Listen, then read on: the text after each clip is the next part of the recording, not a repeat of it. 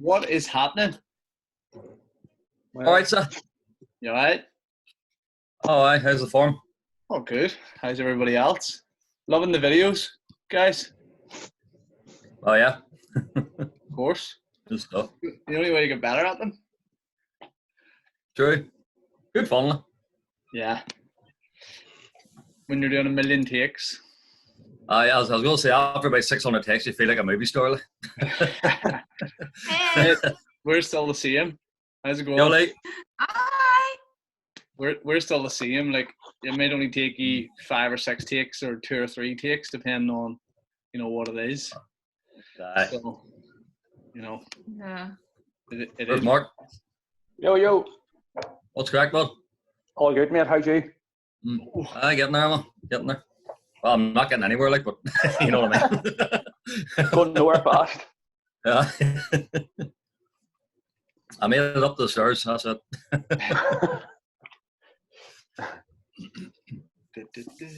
Hello. Hello. What's happening? Bobby, Hey. you all gone? Go on. Right, Mark. All the guys. Ray, Isaac, everybody. Is there 1 or 2 not coming on tonight? Or I think next shift. Yeah. Cat can't make it. Let's see. Front raise. There you Very odd that people can't make it even though they're at home. Well, some of us have children that won't even let us pee. Do you know what I mean? Don't go. Oh, like, there's Jen behind you. like I've had to just give them a phone. Oh, big woof.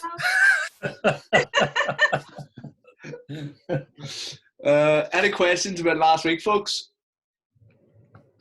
I have been looking a lot into the Atkins, and I didn't realize like how detailed it was. I just thought literally that you stuck to like about a certain amount of calories per day for how long, but it's stages to it. Yeah. So it is, which is flipping. I didn't realize that. I had no idea about that. 4 stages to it and things like that. So I had were no brought idea in. about that. Those stages were brought in as the diet evolved because some people thought they could just live on, zero, like not zero carbs, Yeah. but zero starchy carbs. And people's health started to deteriorate. So then they started to go, oh, well, hold on a minute. We got to phase this in, and try and bring them back to a baseline. So, yeah, it is interesting when you actually delve into it. It's crazy. And then your guy, the guy Atkins actually died from a heart attack. Yeah. And he's the one who's actually the cardiologist. And isn't that a bit crazy? That's a bit mad. So it is. Hey, but no, I'm All right, find it nerd. really- She's been studying.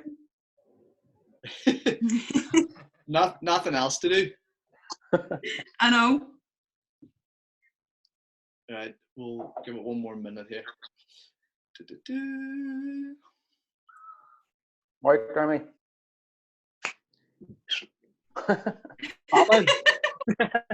You can never see him, like. It's one of them way.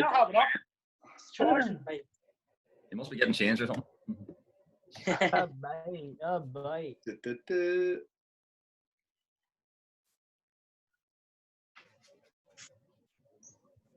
Video's all going well, guys. He's done well. Who hasn't done one? I was trying to do my second one there before I jumped on here, and I'm I just kept hating on them. fumbling my words. I hate them. You're better writing something down to have in front of you. Yeah. Oh, Yeah, and there's actually. loads of apps where you can actually get like a teleprompter on your phone. Oh, yeah. You can see it and you can set it to a certain sort of time frame, but it's like anything, you want to sound genuine. Like Yeah. if it comes across like it's all robotic, I even said to one of our coaches, Steve-O, like he's so much personality in real life and he's so bubbly, but he seems so robotic on camera. Mhm. Fast forward 2-3 weeks, Yeah. and I was like, just bring your personality out, and it'll just fucking game. I know, it's just, I don't understand why it's so intimidating. You're just like, as soon as you see it, you go, I don't know. Like, it literally took me an hour to do that one last night. Oh, fuck. A fucking hour. Because you should see. I'm gonna post some of the outtakes from mine because it's split. Yeah. Like it's crazy. Like some of them, like there's one of them. I'm just gonna go fuck, and fuck this shit and balls. You see, the problem I had was because Lenny kept saying, "Does right, talk as if you're talking to one person." Yeah. But Yeah. I went through about 500 texts saying, "Right, guys, what about this?" Ah, fuck. Yeah. I have a bad habit. I do that all the time. I threw my phone behind me. And I think at actually at one point I was like, "Hi," and I was like, "Fuck off." Hey, Jeff. Do you know what it's almost better to do? See, when you're writing sales copy, like you're writing copy for an ad or like a thing, what all good copywriters will tell you is jump straight into the action. Like, Yeah. you know, sometimes you can say, "Hey, it's PJ here from Hyper Fitness, blah, blah, blah," but it was just jump straight in with something that's going to grab, because the first 3 to 5 seconds, the first 3-second views on Facebook are the most important. That's what sort of tells you whether people want to actually engage with it. Yeah. You know, so that's why, like, a pattern interrupter, or like, you know, as Lenny was saying, they're using that prop to just go, people are going, "Hold on, there, have a look at that. What is that?" And then just start with the action and then actually work your way backwards. And I know that sounds stupid, but if it's like, if you're telling a story and you're going, "I was here and then this is what happened," you're like, you know, "Fuck, I just ran into this dude who was in a fight." Like, you don't tell how the fight happened. You get into the fight and then you start going, you know, backwards, sort of. Right. Whew. I did like a wee banded pump there for a video, so sorry, I'm just posting this. There's Decky in outer space again. But What was that? Tricep extensions. Two people actually bought that book today after watching my video. Really? Yeah. What'd you say, Ola? Actually, funny enough, I actually downloaded it again. I'm going to read it again tonight. Two people bought it after I don't know what book to do now. That's the only book I've read, for fuck's sake. I've read a few minutes and sat me up early. I must give it a read sometime. I know I must actually get round to it. It's class. You finished it, Decky? I finished it early all day. I finished Atomic Habits today, but on Audible. I can't really hold it Audible. Yeah. I just talk about the subtle art one then. I'll just copy you in, sure. Just change your name. Photoshop your face in or something. Can I copy your homework, mate?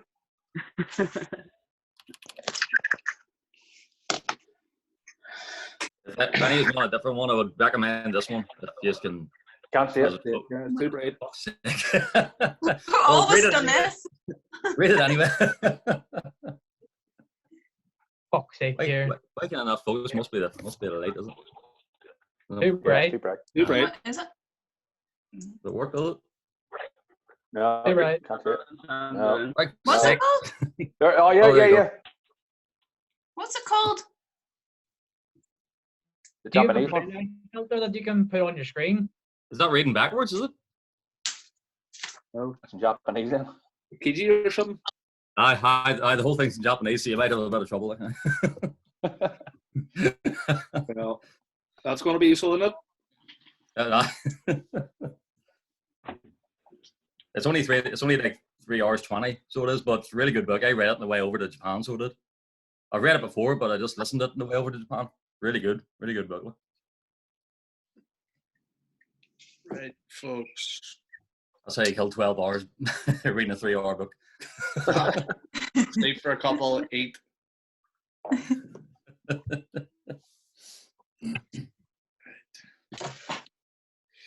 Like the eating part. I'll send it in the chat actually, so we'll.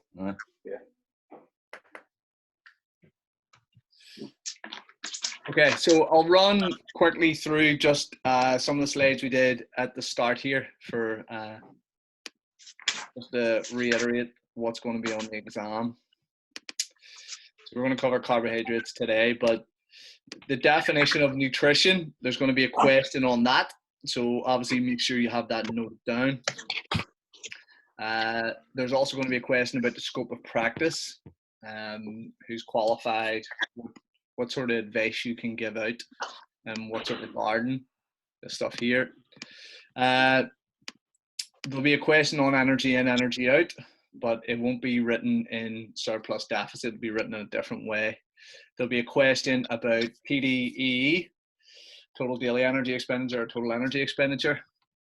And on here, there's 3 components: RMR, T, thermic effect of food, and exercise. Exercise and NEAT bundled together. And then obviously a question about this, about weight gain and stuff as well. Let me see, anything else? Slide for again. What were we saying, sorry, bud? What slide numbers were there? We had number 2, number 3 and 4. Let me see. Yeah. Number 10. Yeah. 11 and 12. 12. And then, yeah, that's pretty much it. The rest is sort of pretty self-explanatory, I would say so. Let me see, get this going. Okay, can everybody see this okay, yeah? Yeah. Enlarge? Yep. Yes. Yeah. Perfect. Bear with me a sec. Ooh. Why is this taking so long? Oh, it's still finishing, that's why. Oh, right. I'll bring these up here to the top.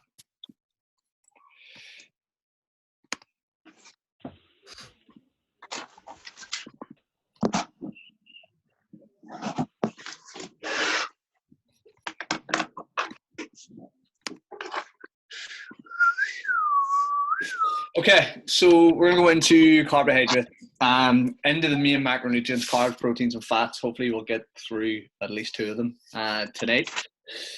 The issue with carbs is the fact that what people categorize them as, what the media portrays about them.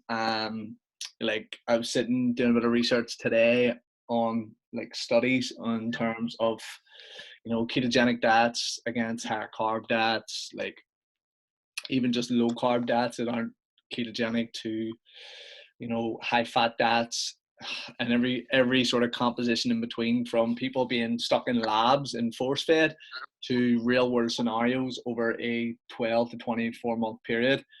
And there was no real noticeable difference for, you know, the diet that had, you know, high fat or the diet that had low carb. Like in terms of weight loss, there was minuscule difference, and all the research was sort of pointing towards the diet is the best diet for that person is the one that they can naturally adhere to. But I'll talk about that as we go through.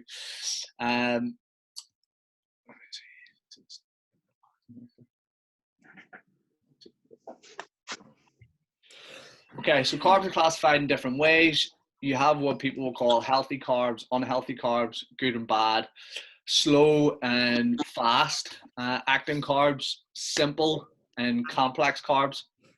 And like I say, no wonder people get a little bit confused. Some people were saying about having fast acting, you know, carbohydrates post training, when we were talking last week about, you know, where to put our meals, our sort of peri-workout nutrition.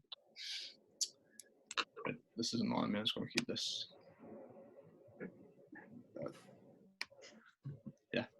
So functions of carbohydrates. There's going to be a question on this, a very simple one. How many calories are there in a gram of carbohydrates? There is 4 calories for every single gram. Carb is the preferred fuel source for the body and is a quick energy source. So there's 2 energy sources in the body. Okay, there's carbohydrates and there's fat. Okay, so carbohydrates can be stored in muscle glycogen. Okay, so it can be stored in cells in terms of, you know, glycogen that's in muscle bellies, in our liver, which is more related to sort of fructose. And then we have adipose tissue or fat cells. Okay, so there are 2 real storage forms.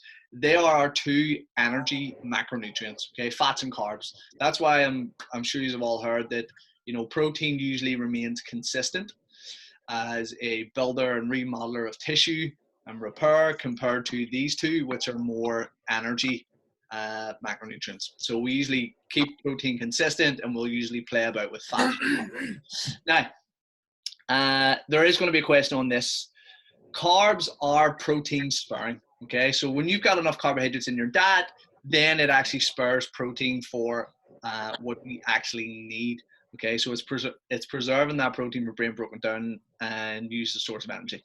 So that term of protein being broken down is a term called gluconeogenesis.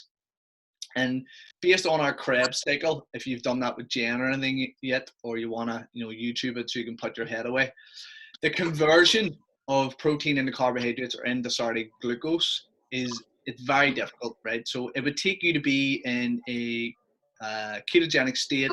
It would take you to have expending more energy than you are in terms of eating fat for you to do that. But has anyone tried to put on weight, bulk? I done a bulking after I done my show. I went on a bulk. I actually was using the German volume training for that as well and stuff like that. So I done a bulk for, I think it was for 8 or 10 weeks before I gave up.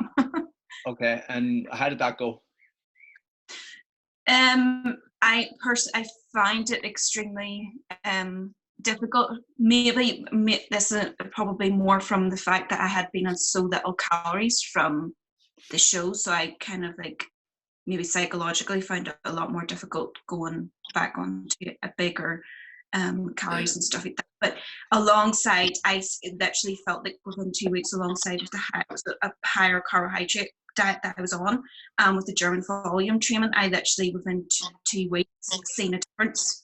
So I did, obviously, because I was on more calories and stuff like that, but the change was quite scary, in all honesty. So it was. In terms of how your physique looked, or? Yeah. The fullness kind of thing and stuff as well. It was scary. Was that your first show? That was after my first show, yeah. Uh-huh. Okay. And how did the first show go? Did you feel like you were full while you were, Yeah. We done what it was. There's a picture actually I have, and I probably might show it in the future. There's a picture 3 days before my show. I was leaner, so I was, and I actually was on the day of my show. I was a lot drier. I had got my fat and all done before. I think before my show, I was sitting at around about 8%, just over 8% fat. And I was skin. You could pull the skin and stuff, but on the day I bloated up. I was full on the day, and it was probably a mixture of stress and stuff like that. Yeah. Probably just not getting the carbs right as well, because I'd never done it before. I was literally Googling and YouTubing and guessing.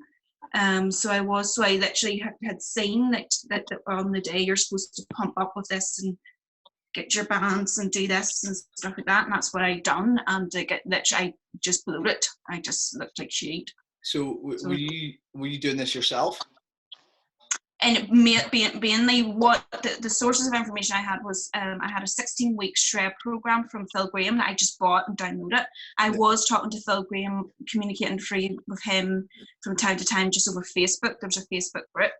I had a trainer that just was kind of helping me with just my form and stuff like that whenever I was training, but basically diet and everything like that was me, and just reading books and trying to get information and stuff like that. So it was then I got there was a peak week, their peak week before your show, and I'd never tried it before. They used to say that you should try. I didn't. I just basically downloaded it and said, right, this is what I should do, and that's what I did, and it just went kaput. It just went really bad.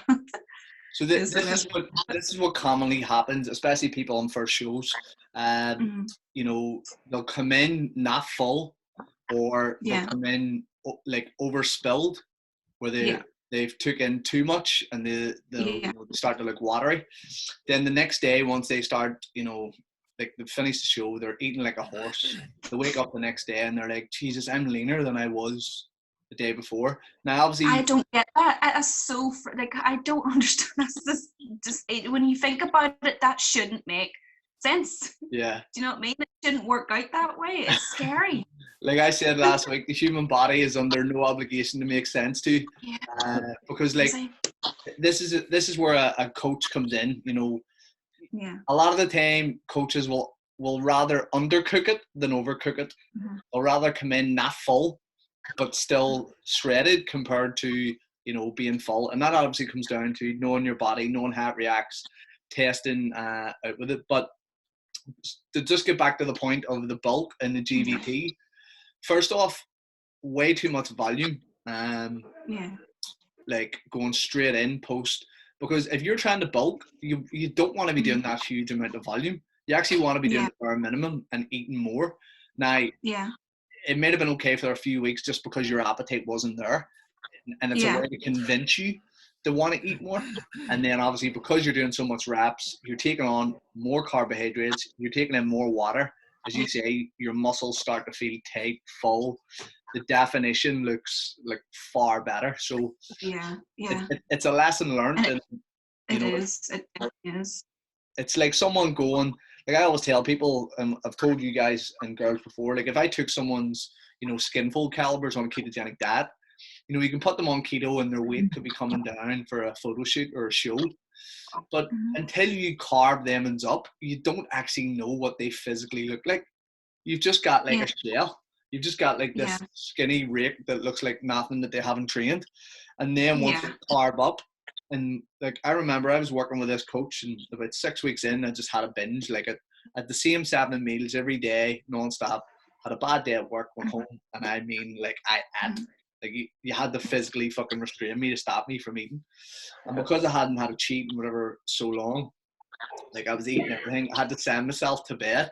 In about half an hour, I just looked fucking shredded, veins popping everywhere, because I just, my body was just soaking up all those carbs and filling out muscle bellies. And as I say, it's one of those things that it can be really difficult if you're doing it yourself, because you'll Yeah. always sort of Yeah. undercook it, always under second guess it. But in terms of that, when we are trying to bulk, carbohydrates are going to be our primary source. Like Yeah. the problem I see with a lot of people is they keep their protein far too high on a bulk. Okay. You don't need a huge amount of carbohydrates when you're actually bulking, or sorry, protein when you're bulking. The majority is going to come from carbs. In terms of recovery, in terms of performance, in terms of keeping water in cell and getting that fullness and getting that pump, you want carbs in there. And protein, again, is just always thereabouts for maintenance. The only real time the protein will go up and carbs will come down is probably in a diet mode. So again, I feel like a lot of people really overcook protein, but I was just trying to get the point across there, folks, that when you are increasing your carbohydrate content, your body will not utilize that protein as a source of fuel. So you have it there for, you know, muscle protein synthesis. You have it for muscle tissue. You also have it for your skin, hair, bone, and nails, because many of those things are created from proteins, amino acids. So we have this pool of amino acids in our body, which our body can pull from. So there's a reason why we don't lose muscle if you don't eat for one day. Do you know what I mean? You lose glycogen, you'll lose like water storage, but you're not going to lose muscle tissue over that one period. And the research says you will lose muscle tissue. It'll take roughly about 28 days to a month before that to happen. Now, what will happen is a lot of people are experiencing this right now because they're in quarantine. They're like, oh, I've lost so much size from training, like because I haven't been in the gym. You haven't lost that size. You just haven't got the pump. You haven't done the same amount of weight and reps. And your body, like if I train my arms, what's going to happen is my body's going to put that glycogen to where I need it, where I've exercised, and it's going to draw water and so forth. So because people are not exercising that area as frequently or as much or with as much repetition, they're not going to feel as big or as pumped. So protein sparing. There's also going to be a question on the oxidation of fat. So it has been said that fat burns in a carbohydrate flame, and like the point we want to get across there is you need energy to burn energy. You need carbohydrates to fuel your workouts so that you are, you know, breaking down muscle tissue to obviously for it to grow back bigger and stronger, so that you can push yourself on your HIIT sessions, so you can expend more calories than you would if you were actually doing a cardiovascular session over the long term. So it takes energy to burn energy. Does that make sense? Yeah. Yeah. So I was looking at slides today, and it was like based on the theory of, you know, one what do you call it? 1 pound of fat is equivalent to 3,500 calories. Yeah. Mm-hmm. Yep. Yep. So give or take, if you put yourself in a 500 calorie deficit on a daily, that would equate over the 7 days to 3,500 calories. Yeah. Yeah. Yep. So based on that theory, Yep. we should lose a pound a week. Okay. Yeah. Yeah. Why does that not always happen? True. Activity levels. Activity Stress levels. Yeah. As you get leaner, what's going to happen is your NEAT is naturally going to come down. Like, see, the leaner you are, and this might sound stupid, the less stuff you do. Like, you don't fidget, you don't blink as much, you don't breathe as much, you don't actually like get up and be as active. So what will naturally happen is if you're not tracking your steps as well, you'll generally just start to go, oh, I'm so tired today. You know, you'll start napping more. You'll start doing things that naturally you weren't doing at the start. So your energy levels are obviously going to drop. So it makes it more difficult then to burn that fat. So stored energy, two forms, glycogen and fat, like we talked about. The ideal storage form for carbs is muscle glycogen because it's easily converted back into glucose and used for energy. Okay, so 4 calories, question on that, is carbs protein sparing, and does fat burn in a carbohydrate flame? Okay. Okay. Okay, so this is molecular structure of what way carbohydrates are broken down. So we have monosaccharides, disaccharides, oligosaccharides, polysaccharides. Okay, so basically monosaccharides is one sugar molecule. Okay, glucose, fructose, galactose. Disaccharides, 2 sugar molecules, sucrose, lactose, maltose. And then we have raffinose, starchose, and then the polysaccharides, the 10 or more. We have starch, glycogen, and cellulose. Anybody know what cellulose is? Cellulite. No.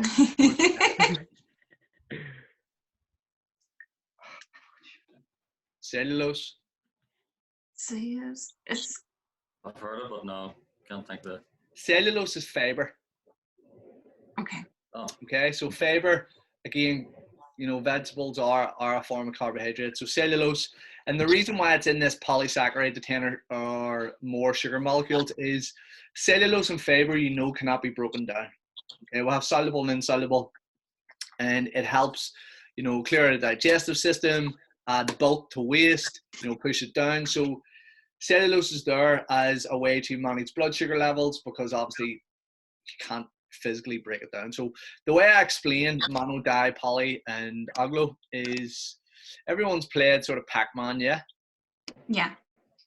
Okay, so I wonder I said just do circles here. There we go. Sorry for these horrible circles. There we go. I'm just going to do 5 of those. my dad would call that a load of balls. Hey, Japanese balls.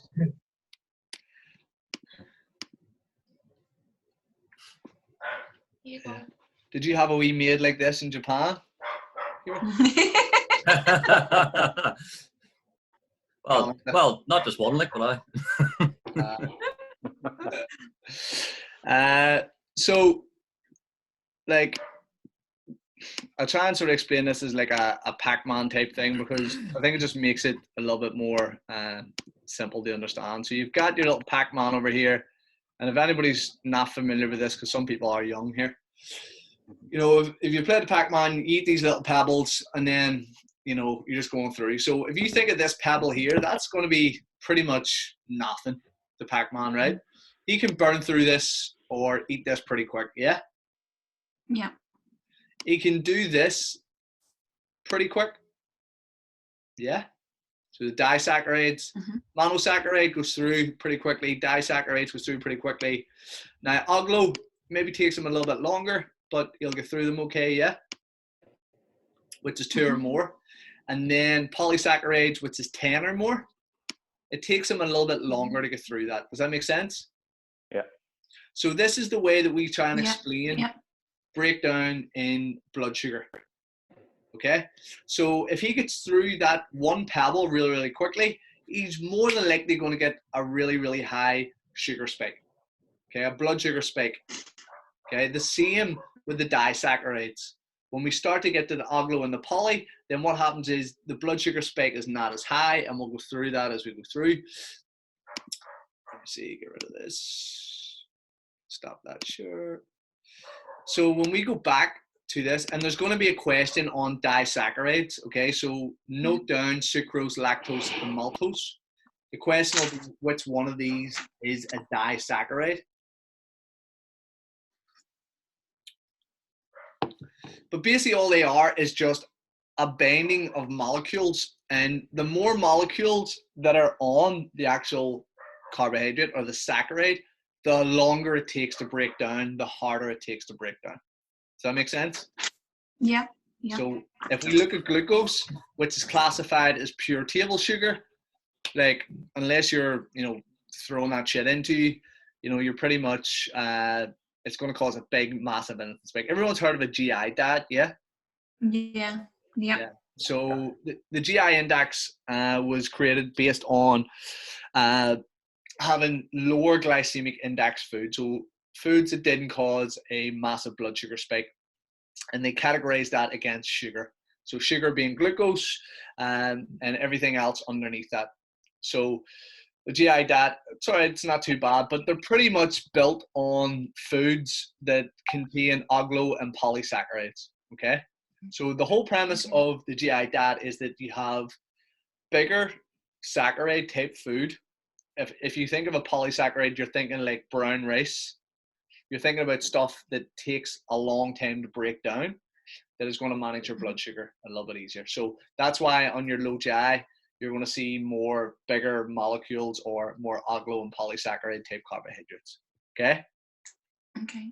So just think of the less molecules it has, the quicker it's going to spike our blood sugar and potentially cause us to crash. And we spoke about that last week. We spoke about if it gets really high and crashes, the time from when you get high to it crashing depends on the person. It could be half an hour, 2 hours, 4 hours for some people. So we want to manage that so people are not, having ups and downs all day. So next up, simple carbs, okay? Simple carbs have a simple molecular structure. So these are our mono and disaccharides made up of 1 or 2 sugar molecules, can be digested very quickly and tend to elevate the blood sugar quickly, as we said there. Okay, so they're basically absorbed directly into the bloodstream. They provide instant energy, reaches different part of the body. Obviously, the blood is going to shuttle that around. So quick energy. So if you think about it, if you need quick energy, when would that be? After a work. After Even work, in the middle when of- else? Before? Middle of sport. Yeah, maybe before, depending on what your tolerance is for carbohydrates. Before, during, and after.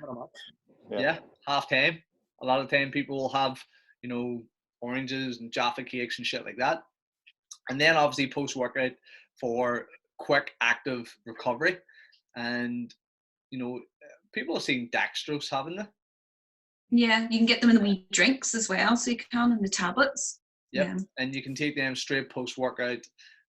Just have to worry about stomach upset. You don't want anything that's too heavy straight after or during, so your body's focusing more about digestion rather than anything else. But yeah, we're looking at it's quickly into the bloodstream, which means, recovery is going to be there, available energy source straight there, ready to go. Okay. They increase the storage of fats, which, if not burned or used up, can lead to obesity and other health issues. I don't agree with that, right? I think that's bullshit. Because basically what they're saying there is that, if you had a Mars bar or you have pure sugar, it'll make you fat.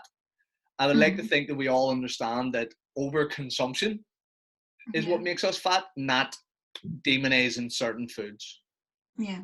You know what I mean? Because we could all have Skittles post-workout, and it's not going to make a big deal as long as we adhere to our calories for that day, for that week, and so forth. Does that make sense? Yeah. Like, do you know what? I don't actually like saying adhering to your calories for a day, because you could overeat one day, undereat another day, and be the same weight 2-3 days down the line. Your body fluctuates that much. So that's why I always tell people it's difficult to put on weight, and you always get the ones cracking. It's not difficult for me. I just look at a cake and put on weight. You have to constantly overeat and not expend energy to do that. So, again, the papers I was looking through today, there's just some people who are just naturally more energetic, who cannot sit down. They have to be doing something. They're always active. And then there's people here who can sit on their arse and do nothing all day. Like, I can't do that right now. I can't do it when I'm on holiday. I'm just like, fuck this. I needed to be doing something. Okay? So don't agree with that statement that's put in there. There'll be loads that I don't agree with. And then just to reiterate, a lot of people say, why do I teach this? This is what I have to teach in terms of government. And then we add the bolt-ons of what we actually know is up to date and is true as well. Okay, so refined sugar, dairy sugar, fruits, refined flour are all sources of simple sugars. Okay, but in terms of basic, you could tell someone, listen, you need to pull back on those refined, sugars, fruits, refined flour, maybe have, coconut flour, or maybe have, a sweetener like xylitol or whatever it is. But then again, they can cause problems for gut bacteria. So you're pretty much fucked if you do or don't. So simple carbohydrates they're opposing, can be complex. Okay, so they're made up of long chains of sugar molecules, like we said there before. It takes them longer to break down, more time for digestion, which means a smaller, drip of blood sugar into the bloodstream. Okay, so this slows down the process and thus supplies us with constant energy for longer duration. So these carbs require more time for conversion and constantly used up by the body. Okay, so grains, beans, peas, legumes, fruits, nuts, seeds, vegetables. Okay, and starchy veg. Okay. Starches, form of carbs are made up long, complex chains of simple sugars. Starch can be broken down through digestion before the body can use it as a glucose. So it's like anything, there has to be a conversion process. The longer the molecules, the longer it takes to break down. But everything, regardless of it, whether it's a simple carbohydrate or it's a complex carbohydrate, what's it converted into? Energy. What is that energy called? Oh, glucose. Glucose. Okay, which fuels ATP. Yeah, so it doesn't matter if I've got Skittles or I've got brown rice. Both that shit is going to be converted into glucose. Now, the rate at which that is converted is completely different. Okay? Now, this one is going to actually get through really, really quick. This one's going to take a little bit more time. But most of the research will tell you now that, and I know this is going to sound mental, but 100 grams of broccoli, right? Say 20 grams of carbs in broccoli. Yeah? 20 grams of carbs in a sweet. Apart from the blood sugar, they're the exact same amount of calories. They're technically going to have the same effect on your body. Yeah. And I know that because people always come back with, broccoli's better than ice cream.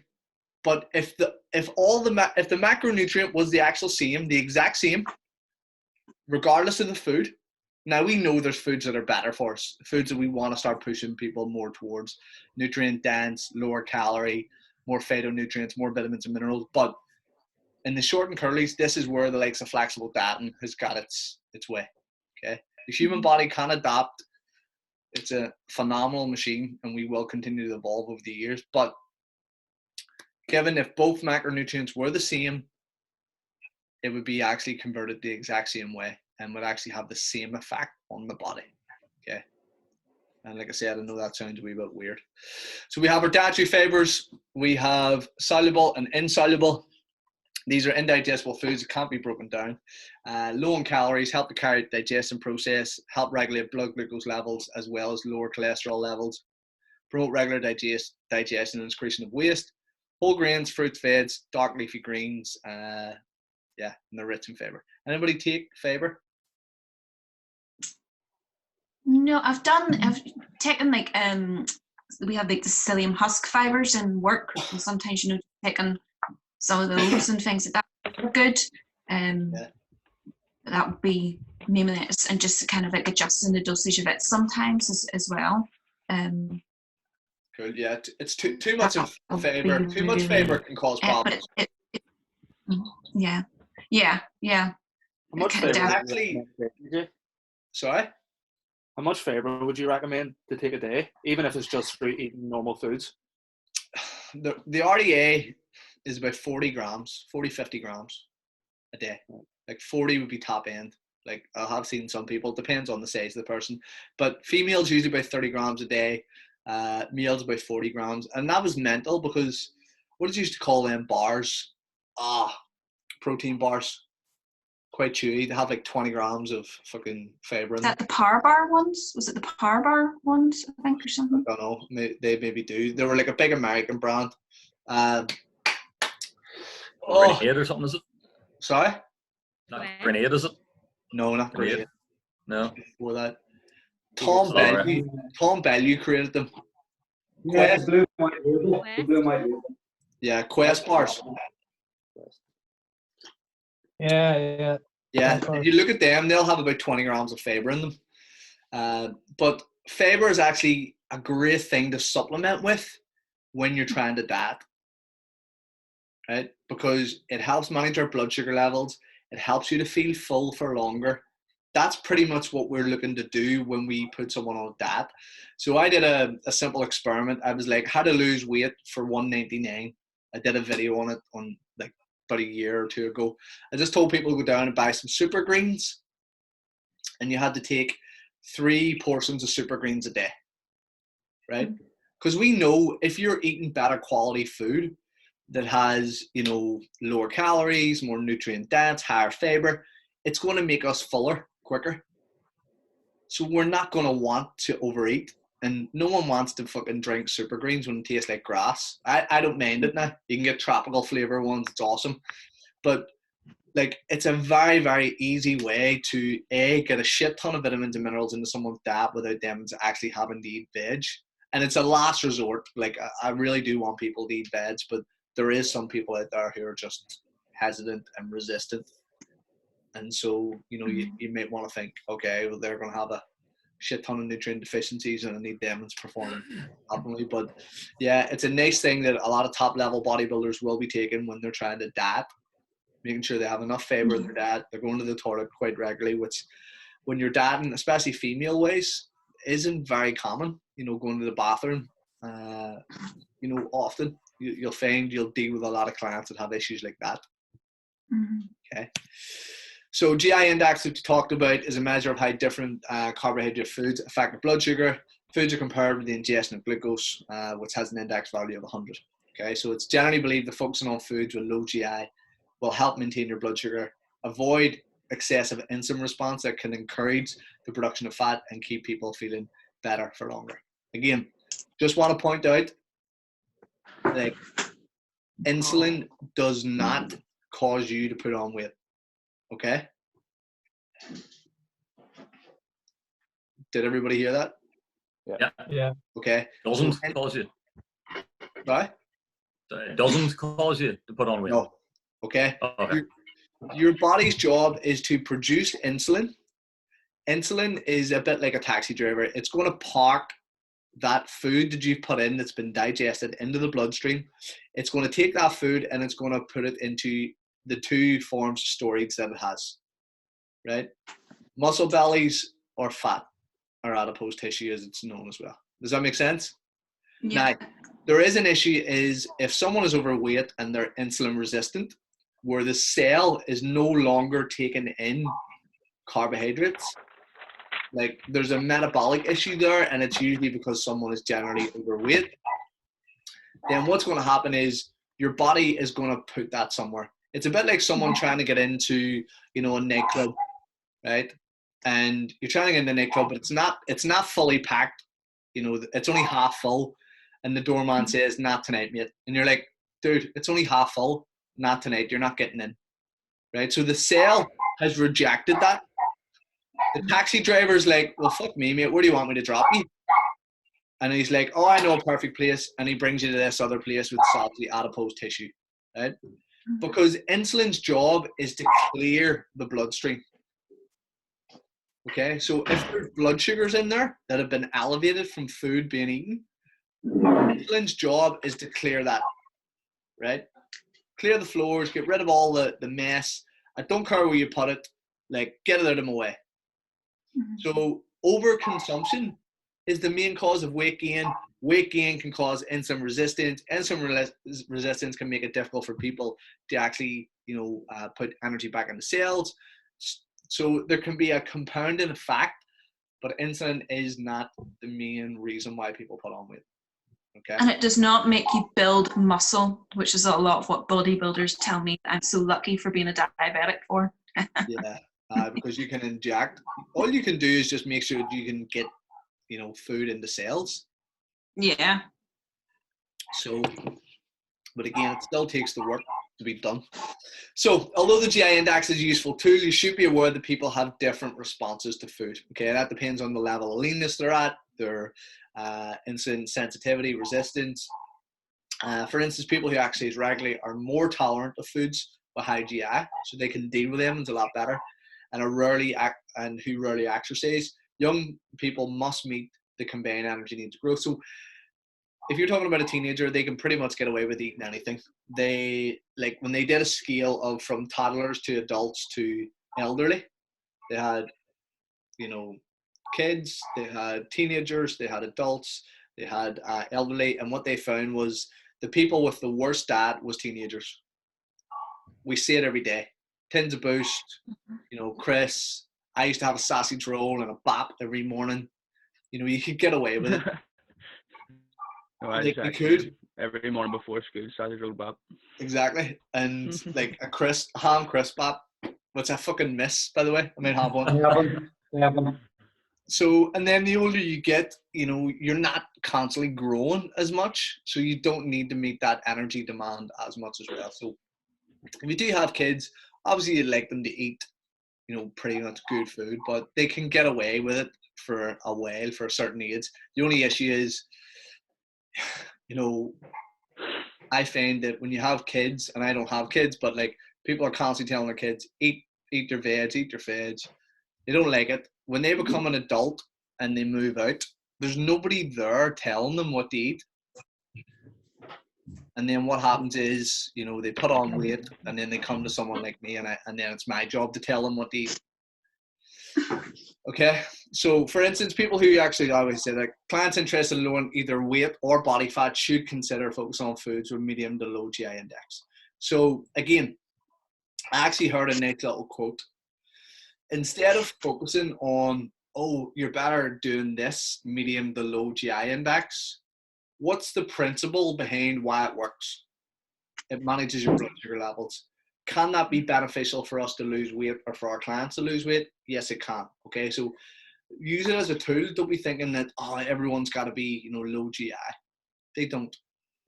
It's just look at what the mechanism is behind it, and then we'll work around it. So here's examples of some foods that are on a GI index. So from the left, we've got snacks, and the GI index. Now remember, glucose is 100.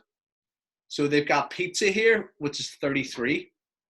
Now, there's no context to that pizza. It's probably just a plain tomato and cheese pizza.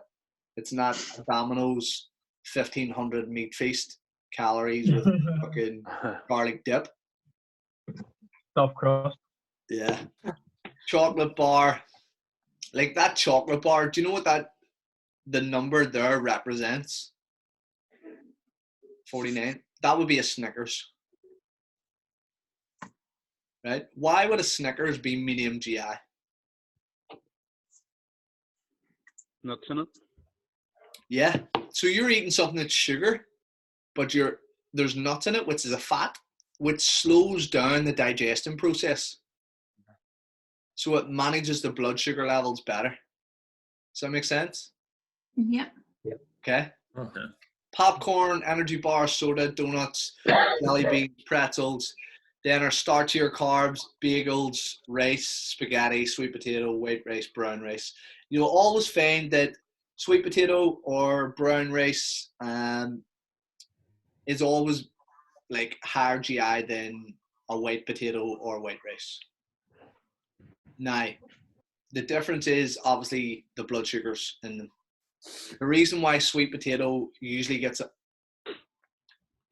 better rap is because white potato, most times people are going to add butter, they're going to add like sauce, whatever it is to it, where most people can sort of have sweet potato, it's got a bit of a taste, they don't really need to add anything to it.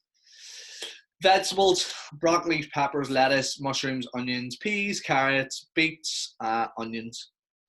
Fruits, cherries, apple, orange, grape, kiwi, banana, pineapple, watermelon. Dates 103. That's actually higher than sugar. That is not a typo. Wow. So, Jesus. has anyone ever went on a low carb diet? Yeah. And did you eat fruit? No. The only No. fruit that it would have been at one Maybe point the would have almond. been like strawberries or berries or something like that. Okay. A Anyone small else? amount. But The that would odd be it. banana. Okay. Anything else? I wouldn't have eaten any fruit. Like.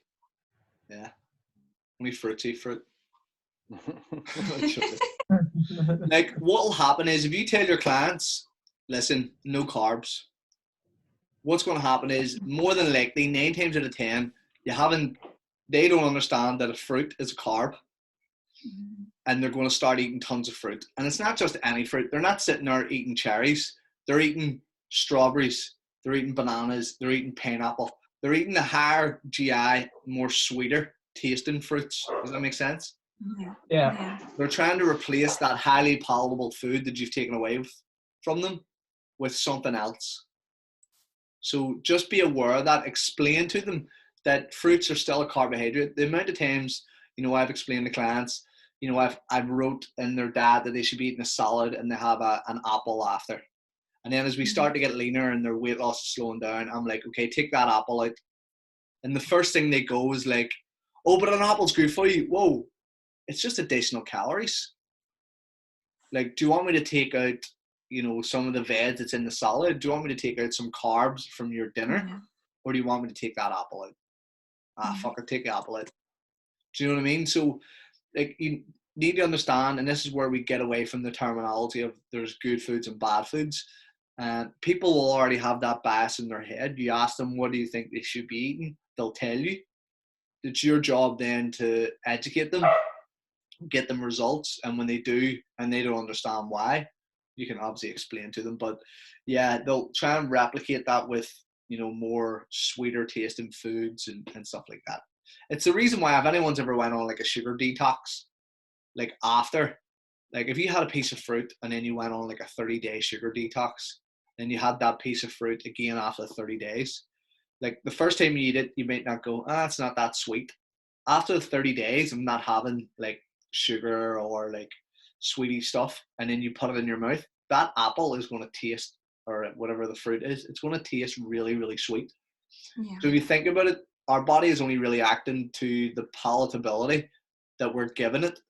So if we're giving it really, really high sweet tasting foods, then the only way for that to taste better than that high sweet tasting food is to eat something that is even more higher and sweeter tasting.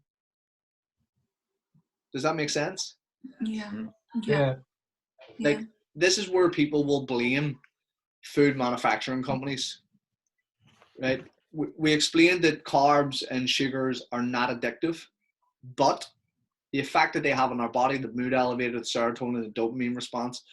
Like, if people eat a Mars bar, or for the oldies in the group, a marathon, and that tasted good, like if that tasted good, right, and you're like, oh my God, that tasted amazing, and then you add something sweeter, and they'll say a Cadbury's Dairy Milk, then the Mars bar is just not going to cut it as much. anymore. Does that make sense? Yeah. Yeah, Yeah. sugar level, their taste buds are here now.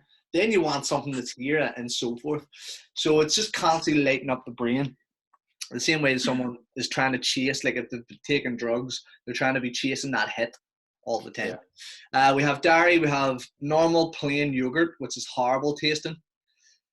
Low fat yogurt without sweeteners is horrible tasting, but most of them are sweeteners. Milk, skim milk, chocolate milk, so forth.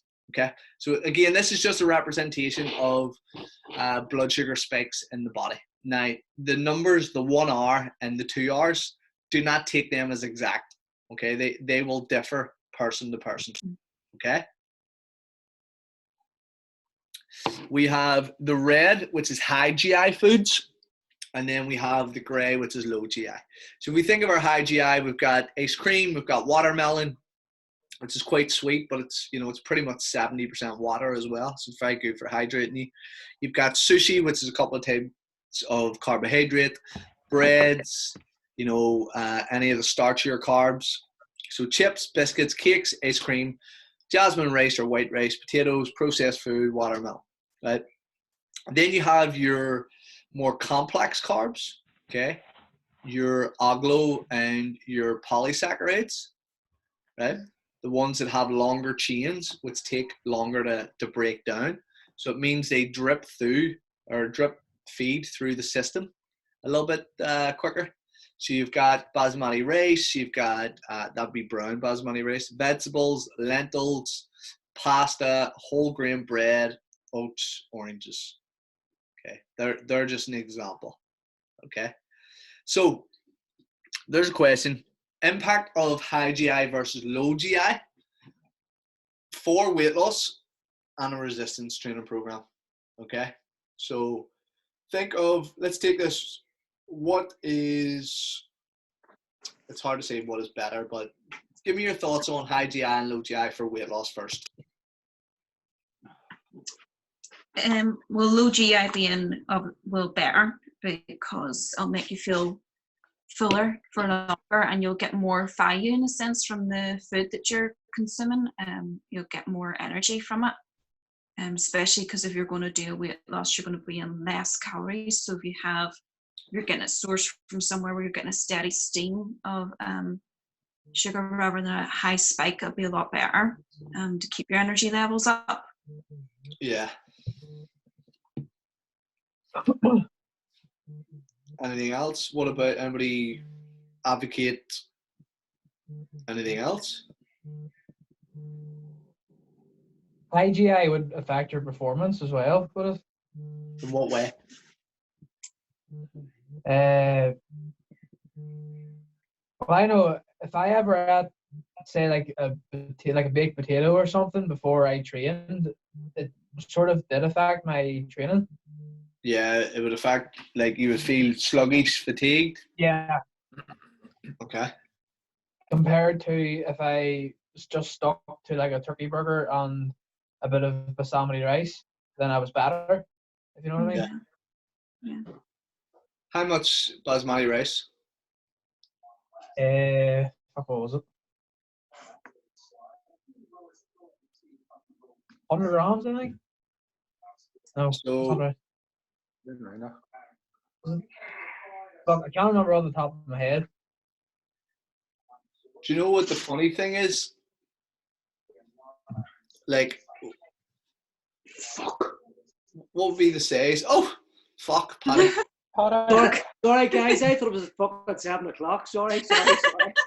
What the fuck? That was a nice welcome. Fuck. It is 7 o'clock. I don't know what you're on. My apologies, PJ. No worries. So, how much baked potato would you have had? I actually got 2 today, believe it or not. Fat bastard. Yeah, do you know what average amount per grams? Like the weight of the potato? Oh, I wouldn't know that, PJ. No, it was like medium size, like it wasn't. Okay. So here's something for you. For Paddy who just joined us, Bob was saying if he had like a baked potato before he went and train, he would feel sluggish. He feels better on maybe a turkey burger and 100 grams of rice, right? So 100 grams of rice cooked would be the equivalent of a bag of Uncle Ben's 250. Okay? Because all that rice is cooked. 100 grams of rice is 80 grams of carbs. Yeah? Does that make sense? Mm-hmm. Yeah. Your average baked potato is between 200, 250 grams. Even if we went and said it's between 200 and 300 grams, 100 grams of potato is 20 grams of carbs. Right.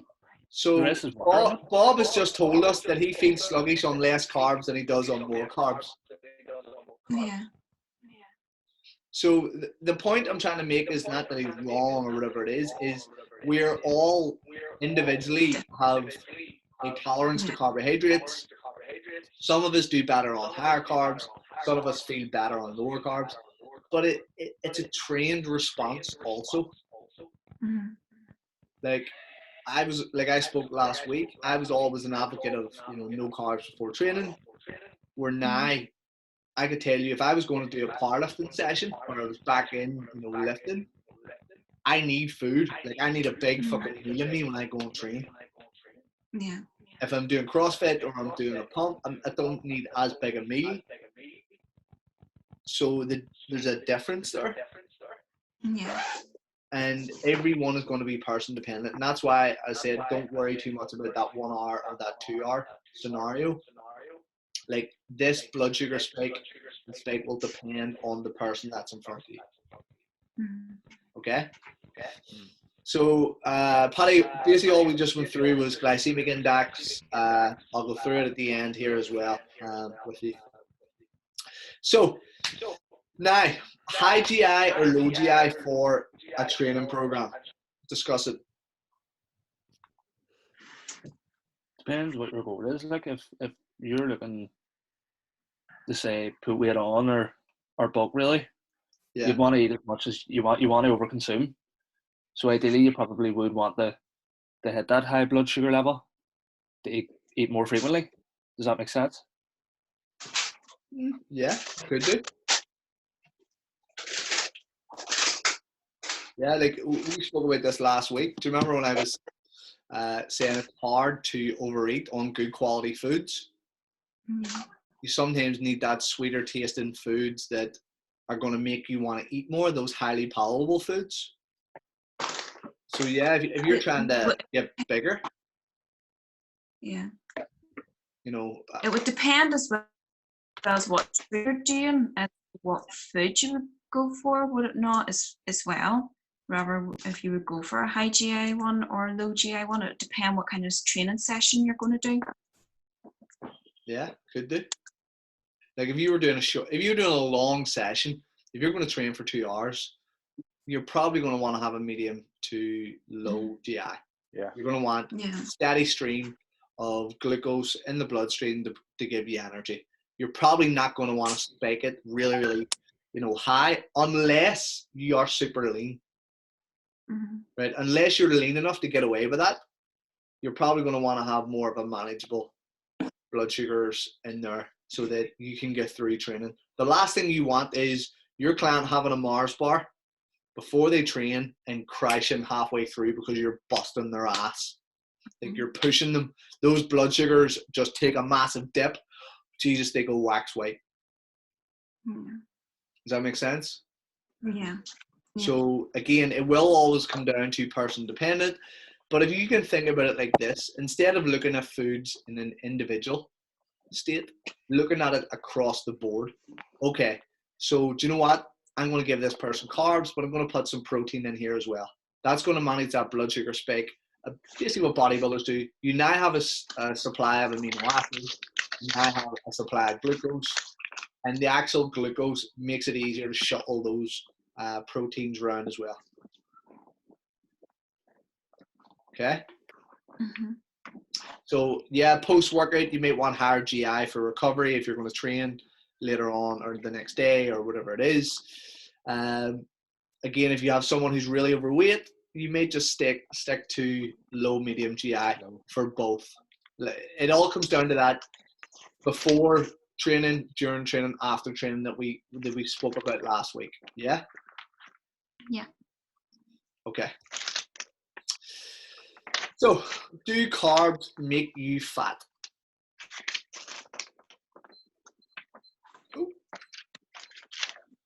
Okay, do carbs make you fat? If you eat more calories than you burn, you gain weight. Okay, if you eat less calories than you burn, you lose weight. Okay, so this is based on thermodynamics. You cannot alter thermodynamics. Okay, but what this is saying is it's making it very black and white. Calories in, calories out.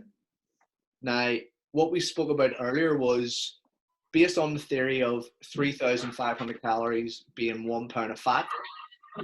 If you had a 500 calorie deficit across the board for 7 days, you should typically lose a pound a week.